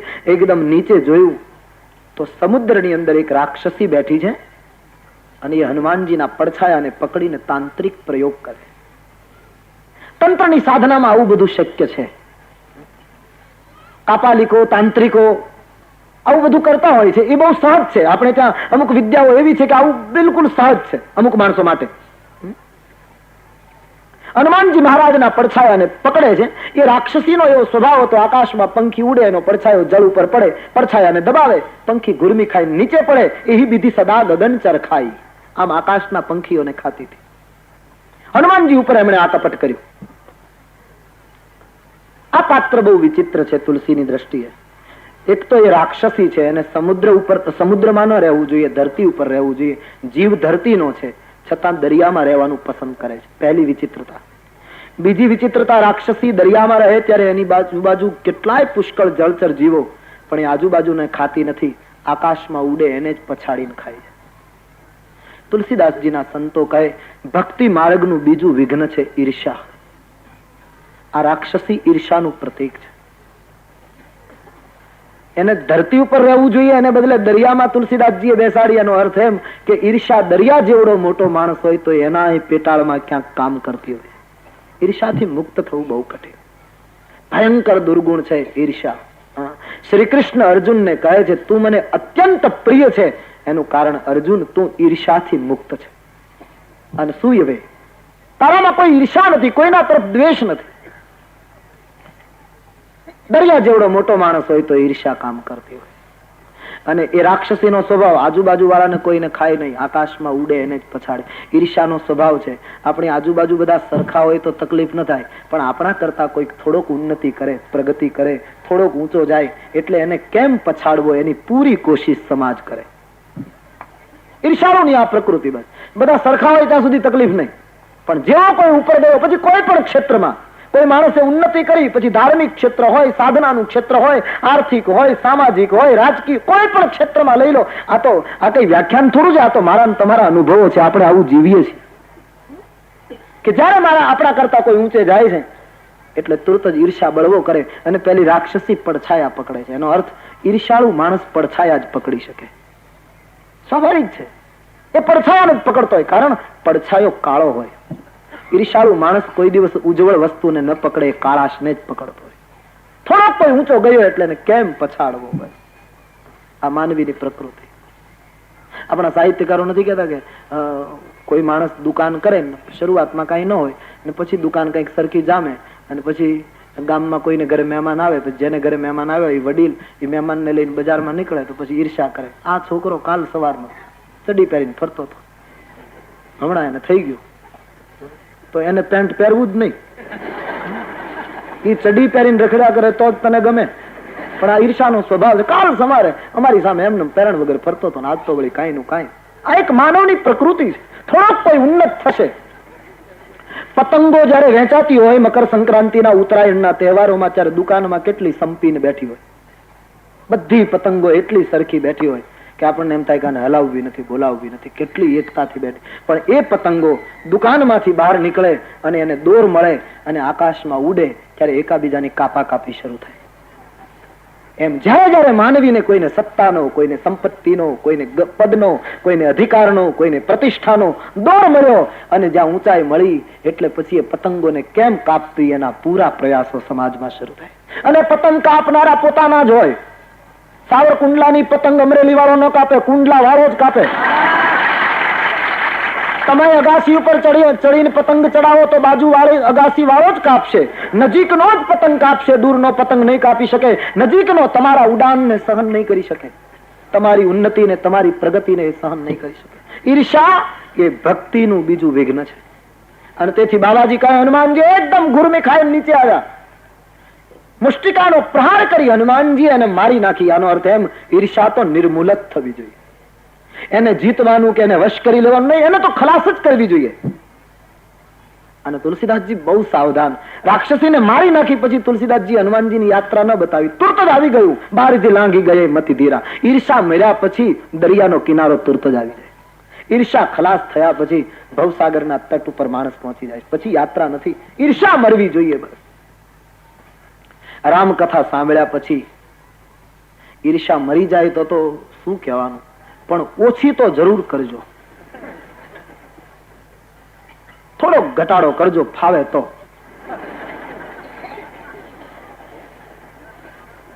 ઈર્ષા ભયંકર કારણ વગર બેઠા બેઠા બસ કરતા જ હોય. ગામડે ગામડે 10-10 જણાને આવા ભગવાને મૂક્યા છે, તમારે આ ધંધો કરવાનો. સાવ ખોટે ખોટા બેઠા બેઠા. કોકને ઘરે મહેમાન આવે તો ગંભીર થઈને વિચાર કરે કે આને ઘરે મહેમાન કેમ, તે એને ઘરે મહેમાન તારે આવવા જ દેવા નહીં. આ માણસ શાક લઈને કેમ નીકળ્યો છે, આમાં ઘણા અડધા થઈ જાય. સાવ લેવા દેવા.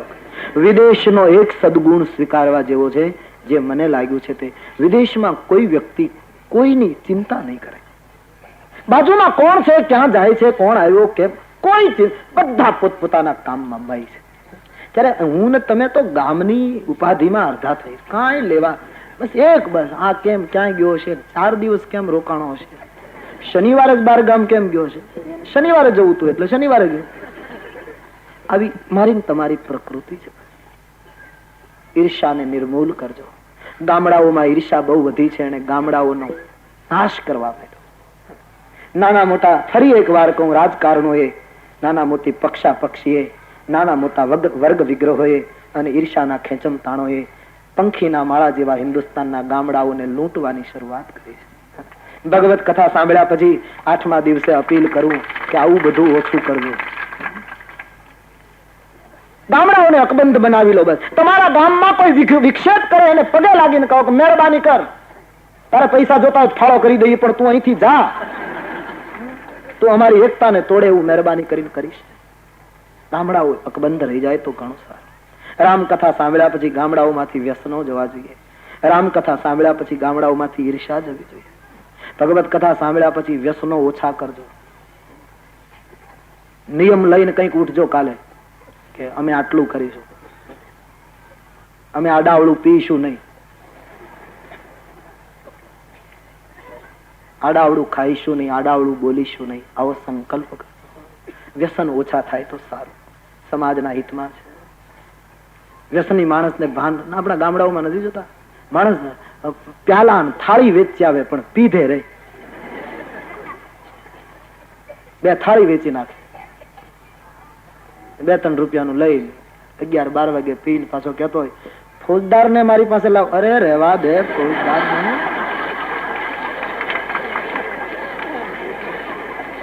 વાતો આવી કરતા હોય. રામાયણની ચોપાઈઓનું પાન પીધું છે તો બીજા પાન ઓછા કરજો. ઈર્ષા બંધ થવી જોઈએ સમાજમાંથી. ભાઈચારો વધવો જોઈએ સમાજમાં. રામાયણની કથા તમારી પાસે આટલી અપેક્ષા રાખે. ઈર્ષા નિર્મૂલ થાય તો કિનારો નજીક છે. હનુમાનજી કિનારે આવી ગયા.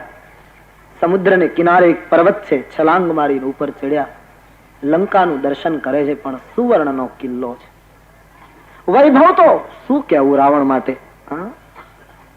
સુંદર નગરી છે, સુવર્ણનો કિલ્લો. હનુમાનજી હજી રાવણને મળ્યા નથી, પણ હનુમાનજીના મુખમાંથી રાવણ માટે ધન્યવાદ નીકળી ગયા કે છે આ માણસ બુદ્ધિમાન. કારણ કે એમણે કિલ્લો બીજી ધાતુનો ન બનાવ્યો, સિમેન્ટનો કે પથ્થરનો ન બનાવ્યો, સોનાનો બનાવ્યો. કારણ જગતમાં બધા કિલ્લાને તોડી શકાય, બાકી સોનાના કિલ્લાને ભલભલા ત્યાગીઓ પણ નથી તોડી શકતા. અને સુવર્ણના કિલ્લાને જે તોડીને પ્રવેશ કરે એ જ ભક્તિ સુધી પહોંચી શકે. હનુમાનજી મહારાજે સુંદર ચિંતન કર્યું. પર્વતના શિખર ઉપર ઉભા છે, બધું જુએ છે. લંકામાં મલ્લ યુદ્ધ થાય છે. કોઈ જગ્યાએ ભીષણ પેલું દેખાઈ રહ્યું, કોઈ શરાબ પીવે છે. હનુમાનજીએ લંકાનો વૈભવ, ભીષણતા આ બધું દર્શન કર્યું. માનસકારે લખ્યું છે બાન બાગ ઉપવન બાટિકા, બાન બાગ ઉપવન બાટિકા, સર કૂપવાપી સોહાગી, નરનાગ સુર ગંધર્વ કન્યા, રૂપ મુનિ મન. વનબાગ ઉપવન વાટિકાઓ લાગી છે. નાગ અને કિન્નરોની કન્યાઓ, ગંધર્વોની કન્યાઓ ફરે છે. મુનિઓના મન મોહિત થાય આવો વૈભવ રાવણનો. તુલસીદાસજી કહે હનુમાનજી આ બધું દ્રશ્ય જોયું. લંકાની ચારે બાજુ પુષ્કળ ચોકીદારો ચોકી કરે. પૂરે રખવારે દેખી બહુ કપિ મન કિન્હ વિચાર. ચારે બાજુ ચોકીદારોની એક આગવી ચોકી જોઈને હનુમાનજી વિચાર કરવા લાગ્યા કે આટલા બધા ચોકીદારો લંકાની રક્ષા કરે છે, આમાં પ્રવેશ કરવો મુશ્કેલ છે. હનુમાનજીએ નિર્ણય કર્યો દિવસ પૂરો થઈ જાય, રાત પડે પછી અંધારામાં પ્રવેશ કરવું. અતિ લઘુ રૂપ ધરો નિશી નગર કરો પૈસા. હનુમાનજીએ રાત્રિએ લંકામાં પ્રવેશ કરવાનો નિર્ણય કર્યો. હનુમાનજીને કોઈએ પૂછ્યું મહારાજ વિદેશની ભૂમિ ઉપર રાત્રિમાં પ્રવેશ કરવાનો નિર્ણય કેમ કર્યો? હનુમાનજીએ વિચાર્યું કે દિવસે પ્રવેશ કરવાથી સત્ય નહીં સમજાય. કોઈ પણ વ્યક્તિનું અંગત જીવન બરાબર જોવું હોય તો દિવસના અજવાળામાં ન જોવાય, રાતના અંધારામાં જ જોવું જોઈએ. દિવસના અજવાળામાં તો બધાને ફરજિયાત સજ્જન રહેવું પડે, સમાજનો ડર છે, પણ રાતના અંધારામાં આપણે કેવા સજ્જન છીએ. હનુમાનજીને રાવણનું અંતરંગ જીવન, રાક્ષસોનું અંતરંગ જીવન જોવું છે, એટલે હનુમાનજીએ વિચાર્યું રાત્રિના સમયે પ્રવેશ કરું. ત્યાં સુધી ઉભા રહ્યા. રાત પડી, અંધકાર થયો, ચારે બાજુ પુષ્કળ ચોકીદારો. એકદમ નાનકડું એવું સ્વરૂપ ધારણ કરી હનુમાનજી લંકામાં પ્રવેશ કરવા ગયા. ત્યારે બાબાજીએ લખ્યું મશક સમાન રૂપ કપિધરી, લંકા ચલેવું સુમેરી નરહરી. મચ્છરના જેવડું નાનું રૂપ હનુમાનજીએ લઈ લીધું. સુરસાની સામે 128 ગાવનું શરીર વધારી શકે એ માણસ મચ્છર જેવડા નાના પણ થઈ શકે. આ અણિમાદિક સિદ્ધિનો પ્રયોગ હતો. હનુમાનજીએ જગતને બતાવ્યું કે હું મોટો પણ થઈ શકું છું અને સમય આવે મને નાનો બનતા પણ આવડે છે. નહીતર જગતમાં આપણે જાણીએ એક વખત મોટા મળ્યા પછી નાના બનવું બહુ કઠિન પડે છે. પ્રભુતાને જે પચાવી શકે અને લઘુતાને જે નિભાવી શકે એ ભક્તિ સુધી પહોંચી શકે. એકદમ હનુમાનજી નાના બની ગયા, મચ્છર જેવડા. હનુમાનજીએ વિચાર્યું હશે કે રાત્રિના અંધારામાં મચ્છર ઉડતા હોય, મચ્છર જેવડો નાનો બની લંકામાં પ્રવેશ કરું તો મુખ્ય દ્વાર પર ચોકીદારો મને અટકાવશે નહીં, માનશે કે મચ્છર ઉડે. એટલે મચ્છર જેવડા હનુમાનજી નાના બન્યા. પણ ઘણા લોકોને તુરત જ શંકા થાય તો વીંટી ક્યાં રાખે? મચ્છર જેવડા જો નાના હોય તો મુદ્રિકાનું શું થયું? આ મચ્છર કળયુગનું નથી, આ ત્રેતા યુગનું મચ્છર.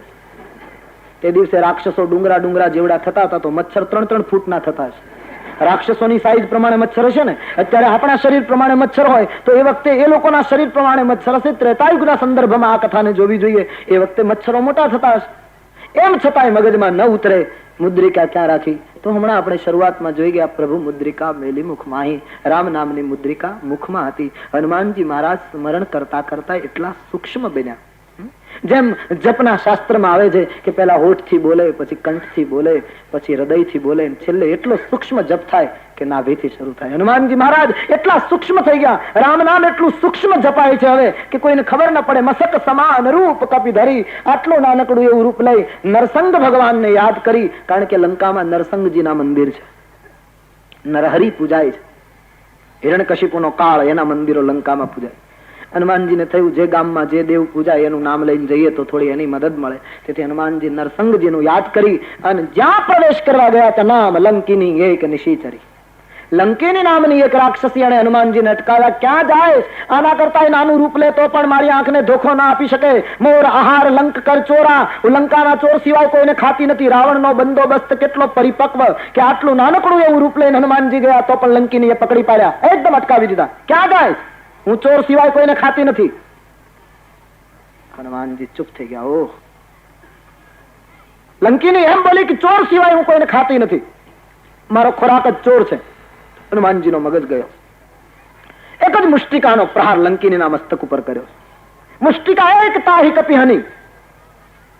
હનુમાનજી લંકિનીને મારત નહીં, પરંતુ હનુમાનજીની સામે એમ બોલી કે હું ચોરને જ ખાઉં છું. આ હનુમાનજીને ગમ્યું નહીં. એમણે લંકિનીને એમ કહ્યું કે તું ચોરને જ જો ખાતી હોય, તારો ખોરાક જ જો ચોર હોય, તો પછી દુનિયાનો મોટામાં મોટો ચોર રાવણ લંકામાં બેઠો છે. ખાવાની શરૂઆત ત્યાંથી કર. જે દુનિયાનો મોટો ચોર છે એની તું સેવા કરે અને રામ ભક્તને તું ચોર કહીને પકડે તો તારામાં ભેદ બુદ્ધિ છે. ભક્તિનું ત્રીજું વિઘ્ન ભેદ બુદ્ધિ.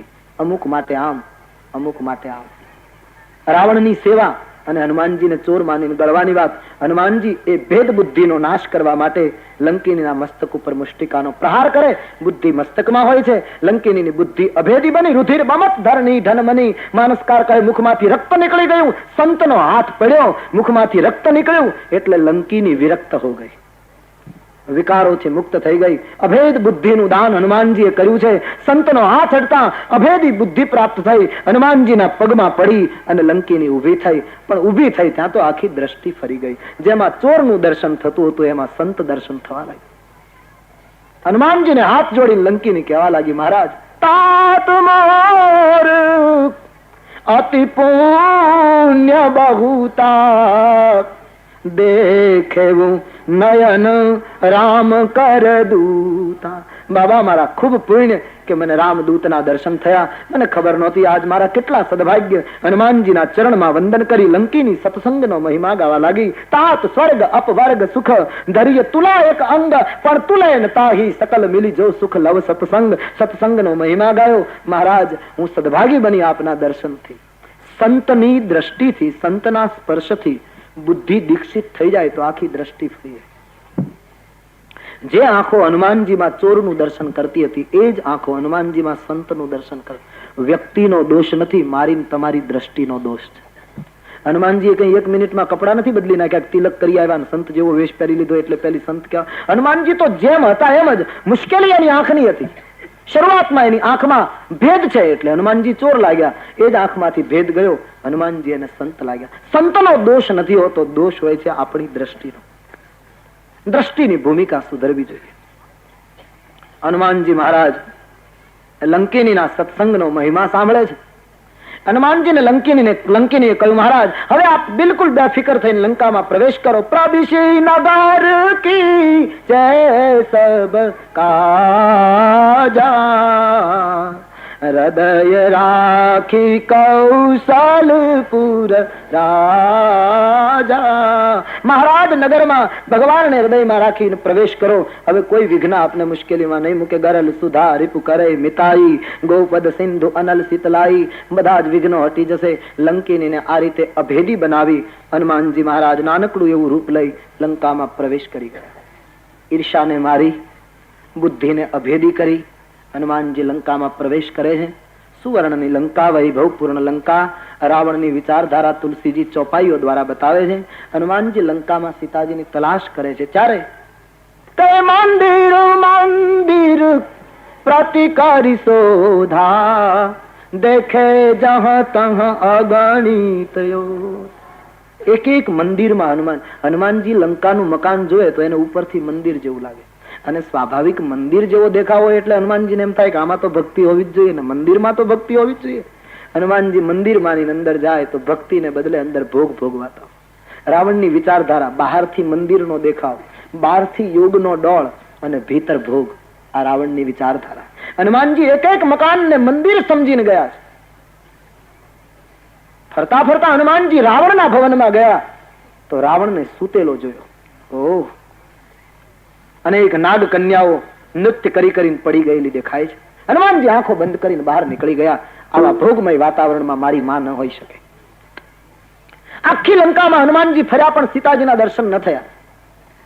અડધી રાત્રિ થવા આવી હશે, આગળ રાત્રિ નીકળી છે. હનુમાનજી વિચાર કરે, માં દેખાતા નથી, ક્યાં જાઉં? હનુમાનજી આખી લંકામાં ફરે છે, પણ એમાં એક મકાન હનુમાનજીએ જોયું. ભવન એક પુનિ દીખ સુહાવા. ત્યાં મંદિર શબ્દ નથી વાપર્યો, ભવન શબ્દ વાપર્યો.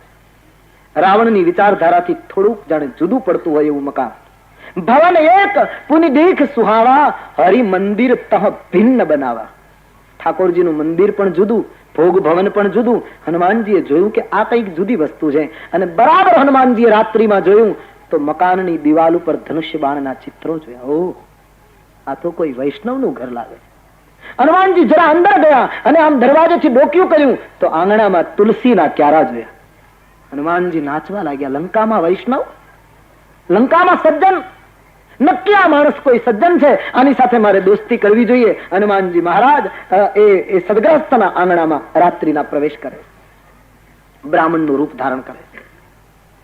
મકાન જોયું છે બહારથી, તુલસીના ક્યારા જોયા. વેદિકા એક વૃક્ષની નીચે બનાવેલી છે.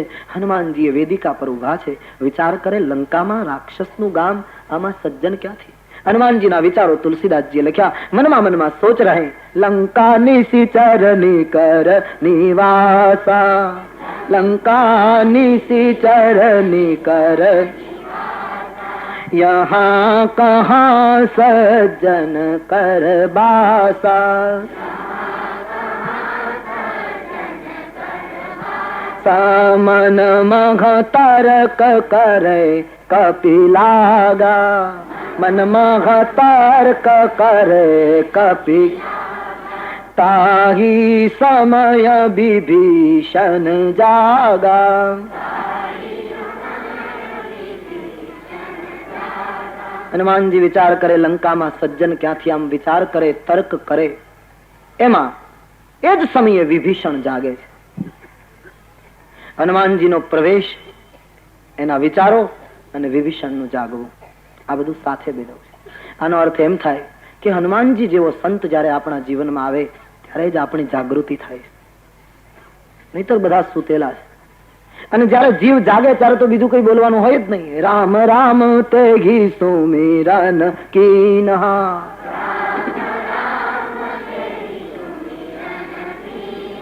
હૃદય હર્ષ કપિ સજ્જન ચીન્હા. વિભીષણ જાગે છે એ વખતે રામ રામ મહેલમાંથી શબ્દ નીકળ્યો. મનોવિજ્ઞાને સાબિત કર્યું છે કે રાત્રિએ સૂતી વખતે મારો તમારો છેલ્લો જે વિચાર હોય એ સવારમાં જાગૃતિમાં પહેલો વિચાર હોય. આ મનોવૈજ્ઞાનિક સિદ્ધાંત છે. યોગ સાધનામાં તો કેટલાય વર્ષો પહેલા મહાત્માઓએ સાબિત કરેલું આ સૂત્ર, પણ વિદેશની ભૂમિ ઉપર મનોવૈજ્ઞાનિકોએ આ નિર્ણય કર્યો. અંતિમ જે વિચાર હોય માણસનો સૂતી વખતે, એ જાગતી વખતે બિલકુલ પ્રથમ બને. હનુમાનજીએ જોયું કે આ માણસ જાગ્યો ત્યારે એના મુખમાંથી રામ રામ શબ્દ નીકળે છે. એનો અર્થ એ છે કે સૂતી વખતે એનો છેલ્લો વિચાર રામ ન હોવો જોઈએ. આ માણસ સજ્જન છે, આની સાથે હું દોસ્તી કરું, આની સાથે મિત્રતા બાંધું. કરી હું પહેચાની સાધુ તે હોઈન કારજ. હા, હનુમાનજીએ નિર્ણય કર્યો કે હું કોઈ પણ હિસાબે હઠ કરીને પણ આની સાથે હું દોસ્તી કરીશ. સવાલ એ આવે, ભક્ત કદી હઠ કરે? હનુમાનજીએ નિર્ણય કર્યો હું હઠ કરીશ, આની સાથે તો ભક્તનો સ્વભાવ હોય છે, હઠ ન કરે. ભક્ત તો એમ જ માને હોય અહીં સોઈ જો રામ રચી રાખા, એમાં હઠ ના આવે. છતાં હનુમાનજી અહીં હઠ કરવાનો નિર્ણય કરે. સંતોએ ચોખવટ કરી, હનુમાનજી લંકામાં આવ્યા છે ત્યારે ભક્ત જોઈએ, સોગંદ પણ બોલવા જોઈએ, આ બધું લાગુ પડે. તુલસીદાસજી હનુમાનજીને રામ ભક્ત તરીકે લંકાની યાત્રામાં બિરદાવ્યા નથી. પહેલેથી તમે લઈએ, જલનિધિ રઘુપતિ દૂત બિચારી. સમુદ્રએ હનુમાનજીને ભક્ત નથી જોયા, રઘુવીરના દૂત જોયા. સુરસા હનુમાનજીને ગર્વ આવી તો હનુમાનજીએ પોતે કહ્યું, રામ દૂત, હું રામનો દૂત. લંકામાં પ્રવેશ કરતી વખતે પણ રામદૂત તરીકે જ દેખાય છે. તાત મોર અતિ પુણ્ય બહુતા, પેલી લંકીની કહે દેખેવું નયન રામ કર દૂતા, રામદૂત તરીકે. અને સ્વયં સીતાજીને જયારે કહે છે ત્યારે દૂત તરીકે પોતાની જાહેરાત કરે છે, રામદૂત મેં માતુ જાનકી. તો એક દૂત તરીકે હનુમાનજી જયારે કામ કરે છે ત્યારે સ્વાભાવિક હઠ કરે એ સમજી શકાય. આની સાથે હું હઠ કરીને દોસ્તી બાંધીશ, આ કોઈ ભગવદ ભક્ત છે. આમ નિર્ણય કરીને હનુમાનજી બેઠા છે. વિભીષણ મહેલની બહાર આવે છે. વિભીષણે હનુમાનજીના દર્શન કર્યા. હનુમાનજીને વિભીષણ પગે લાગીને પૂછે છે, કહું તુમ રામ દીન અનુરાગી, આપ કોણ છો મહારાજ? મને બળભાગી કરવા માટે મારા ઉપર કૃપા કરીને આપ દર્શન આપવા આવ્યા છો. કેટલાય સમયથી રામ નામનો જપ કરું છું. મને એમ હતું કે ક્યારેક તો પ્રભુ નહીં તો પ્રભુનો સંત કૃપા કરશે. આપના મને દર્શન થતા મારી છાતીને શીતળતા મળે છે. બાબા બતાવો આપ કોણ છે? વિનીત અને સ્નેહાળ વાક્યો સાંભળી હનુમાનજીને થયું સજ્જન માણસ છે. આની સાથે હવે શું પડદો રાખો? હનુમાનજીએ મૂળ રૂપ ધારણ કર્યું, ભગવત કથા કહી. તબ હનુમંત કહી સબ રામ કથા નિજ નામ. પછી પોતાનું નામ આપ્યું કે હું મારું તો સુત હનુમાન છું. આ વાત સાંભળતા બંને ભેટી પડ્યા રામ ભક્તો. બંને વૈષ્ણવોની સુંદર મુલાકાત. હનુમાનજી મહારાજને વિભીષણજી આવકાર આપ્યો છે. કોઈને ઘરે મહેમાન થઈએ, કોઈ આવકાર આપે તો વ્યવહાર એમ કહે છે કે આપણે એને પૂછવું જોઈએ કેમ ચાલે છે, શું છે, બધા કેમ છો.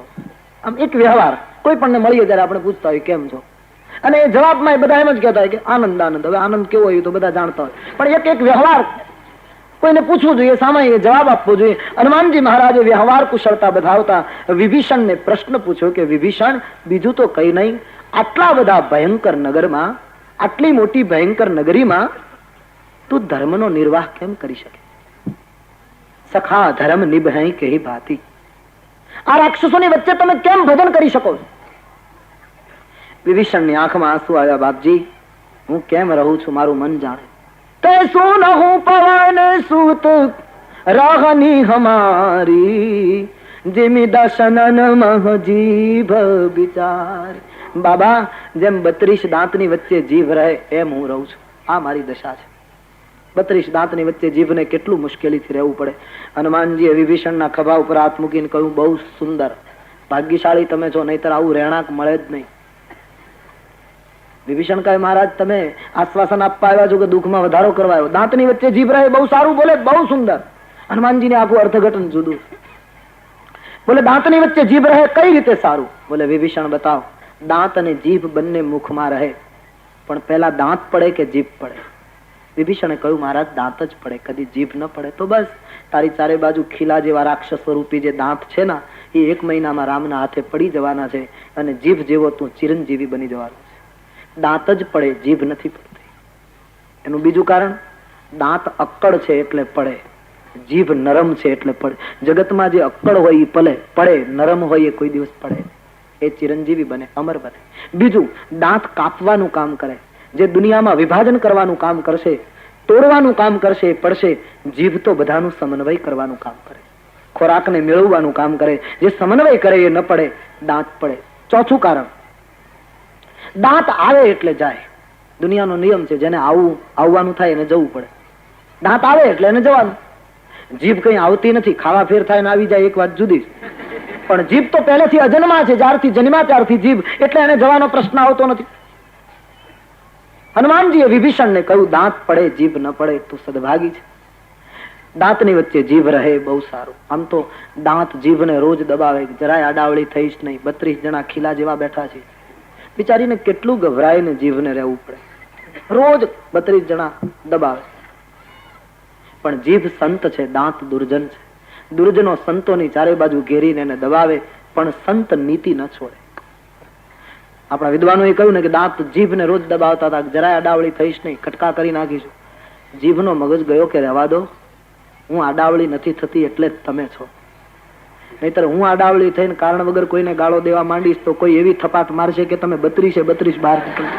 મારી કૃપા ઉપર તમારી સલામતી છે. પણ સંત વનેપી સિંહા મૃગ માંસ ભક્ષા બુભુક્ષિત નૈવ તૃણમ ચરંતી. ભગવાનના સંતો નીતિ ન છોડે. નહીતર અને આપણા બધાનો અનુભવ, દાંત રોજ જીભને દબાવે છતાંય કઈ ખાતા ખાતા દાંતની અંદર ભરાઈ જાય તો કાઢવાનું કામ જીભ કરે. દુર્જનને વિપત્તિ આવે ત્યારે વળી પાછા એ જ સંતો એને મદદ કરે. સતત જીભ હડ્યા કરે, વસ્તુ નીકળી જાય ત્યારે દાંતને શાંતિ થાય. વિભીષણ તમે સંત છો, રાક્ષસો દાંત જેવા કાલે પડી જશે. હનુમાનજીએ જ્યાં આખું દ્રષ્ટિ બિંદુ સમજાવ્યું તો વિભીષણને જે દુઃખ લાગતું હતું એ સુખ લાગવા માંડ્યું. પ્રારબ્ધ તો દુનિયામાં બધાને ભોગવવું પડે, સંતો તો ખાલી જીવન જોવાની દ્રષ્ટિ ફેરવી નાખે. બાકી દુઃખ મારા તમારા લલાટમાં લખ્યું હોય બધાએ ભોગવી જ લેવું જોઈએ. પણ સંત મળી જાય તો અત્યાર સુધી જે દુઃખમાં રડવાની ટેવ હતી એ દુઃખને સહન કરવાની, સમજવાની એક નવી દ્રષ્ટિ પેદા થાય. હનુમાનજીની આગળ વિભીષણ રડતો હતો, દાંતની વચ્ચે જીભ રહે એ વાત કહીને, પણ હનુમાનજીના અર્થઘટન પછી એને આનંદ થયો. હવે વિભીષણે હનુમાનજીને કહ્યું, મહારાજ મને એમ ખાતરી થઈ ગઈ કે ભગવાને મારા ઉપર કૃપા કરી. ભરોસ હનુમંતા બિનુ હરિ કૃપા મિલે નહીં સંતા. હવે મને ખાતરી થઈ ગઈ કે ભગવાનની મારા ઉપર કૃપા થઈ, નહીતર તમારા જેવા સંતની મુલાકાત થાય નહીં. હનુમાનજીએ કહ્યું, તારા જેવા ઉપર રામ કૃપા કરે જ નહીં. રામ કોના ઉપર કૃપા કરે હું જાણું છું, કારણ કે પ્રભુના ચરણનો સેવક છું, એના સ્વભાવથી હું પરિચિત છું. બાબા હું આટલું રામ નામની મારા ખાનગીમાં રાવણથી ડરતો ડરતો મહેલમાં ફેરવું છું, મંદિર રાખું છું, તુલસીનો ક્યારો રાખું છું, છતાંય રામ કૃપા નહીં કરે. બોલે કોઈ દિવસ નહીં. વિભીષણની સામે હનુમાનજીએ લાલ આંખ કરી બહુ મહત્વનો સિદ્ધાંત સમજાયો કે વિભીષણ તું રામ રામ બોલે છે પણ રામનું કામ બિલકુલ કરતો નથી. અને રામ રામ બોલે અને રામનું કામ ન કરે એના ઉપર રામ કૃપા ન કરે. રામ રામની સાથે રામ કામ કર. જે રામના નામનું તું સ્મરણ કરે એના જ પત્ની સીતાનું તારો મોટો ભાઈ અપહરણ કરીને લાવ્યો. તું લંકાનો એક મહત્વનો પ્રધાન છે, તારે રાવણને ન કહેવું જોઈએ કે આ ખોટું થાય. રામ રામ જપવું બહુ સારું છે, જપવું જ જોઈએ. પણ રામ રામ જપતા જપતા ભગવત કાર્ય જો માણસ નહીં કરે તો પ્રભુની કૃપાનો વારસદાર નહીં થાય. હનુમાનજીએ સત્ય ખોલ્યું. એની બે વિચાર છે. તુલસીદાસજી સમન્વયમાં માને. ઘણા માણસો એમ માને છે કે રામ કામ જ કરો, નામ લેવાથી શું ફાયદો, એકનું એક નામ લીધા કરો તેથી શું. નહીં, એકલું કામ કરશો અને નામ નહીં લો તો તમે ઘમંડી બની જશો. તમને એમ થશે કે હવે અમે જ આ કરીએ છીએ, બીજા કોઈ કરતા જ નથી. નામનો સહકાર નહીં હોય તો કામ માનવીને ઘમંડી બનાવી દેશે, અને કામ નહીં કરે અને કેવલ નામ જપશે તો આત્મોદ્ધાર જરૂર થશે, પણ સમાજ માટે એને કંઈ કર્યું નહીં ગણાય. તેથી તુલસી કહે, મુખમાં રામનું નામ, હાથમાં રામનું કામ લઈને જે કામે લાગે એ આ જગતમાં વંદનીય બને. વિભીષણે કહ્યું, હવે હું રામજીનું કામ કરીશ, પછી તો કૃપા કરશે ને. હનુમાનજીએ કહ્યું, પછી તો કોઈ દિવસ કૃપા નહીં કરે. બોલે મહારાજા કઈ રીતનો અર્થ છે? કામ શરૂ કર્યા પછી બોલે કોઈ દિવસ કૃપા નહીં કરે, તો પછી તો કૃપા નહીં કરે. કામ કરીશ ને પછી ભગવાન કૃપા નહીં કરે પણ પ્રભુ તારા ઉપર પ્રેમ કરશે. સુનહું વિભીષણ પ્રભુ કે રીતિ કરહી સદા સેવક પર પ્રીતિ. રામ તારા ઉપર કૃપા તો કરી જ છે, બધા ઉપર. કૃપા ભગવાને નથી કરી આપણા ઉપર? મનુષ્ય દેહ હતો એ મોટા મોટી કૃપા છે. ભગવાને બધી સગવડ આપી, વિશેષ કૃપા છે.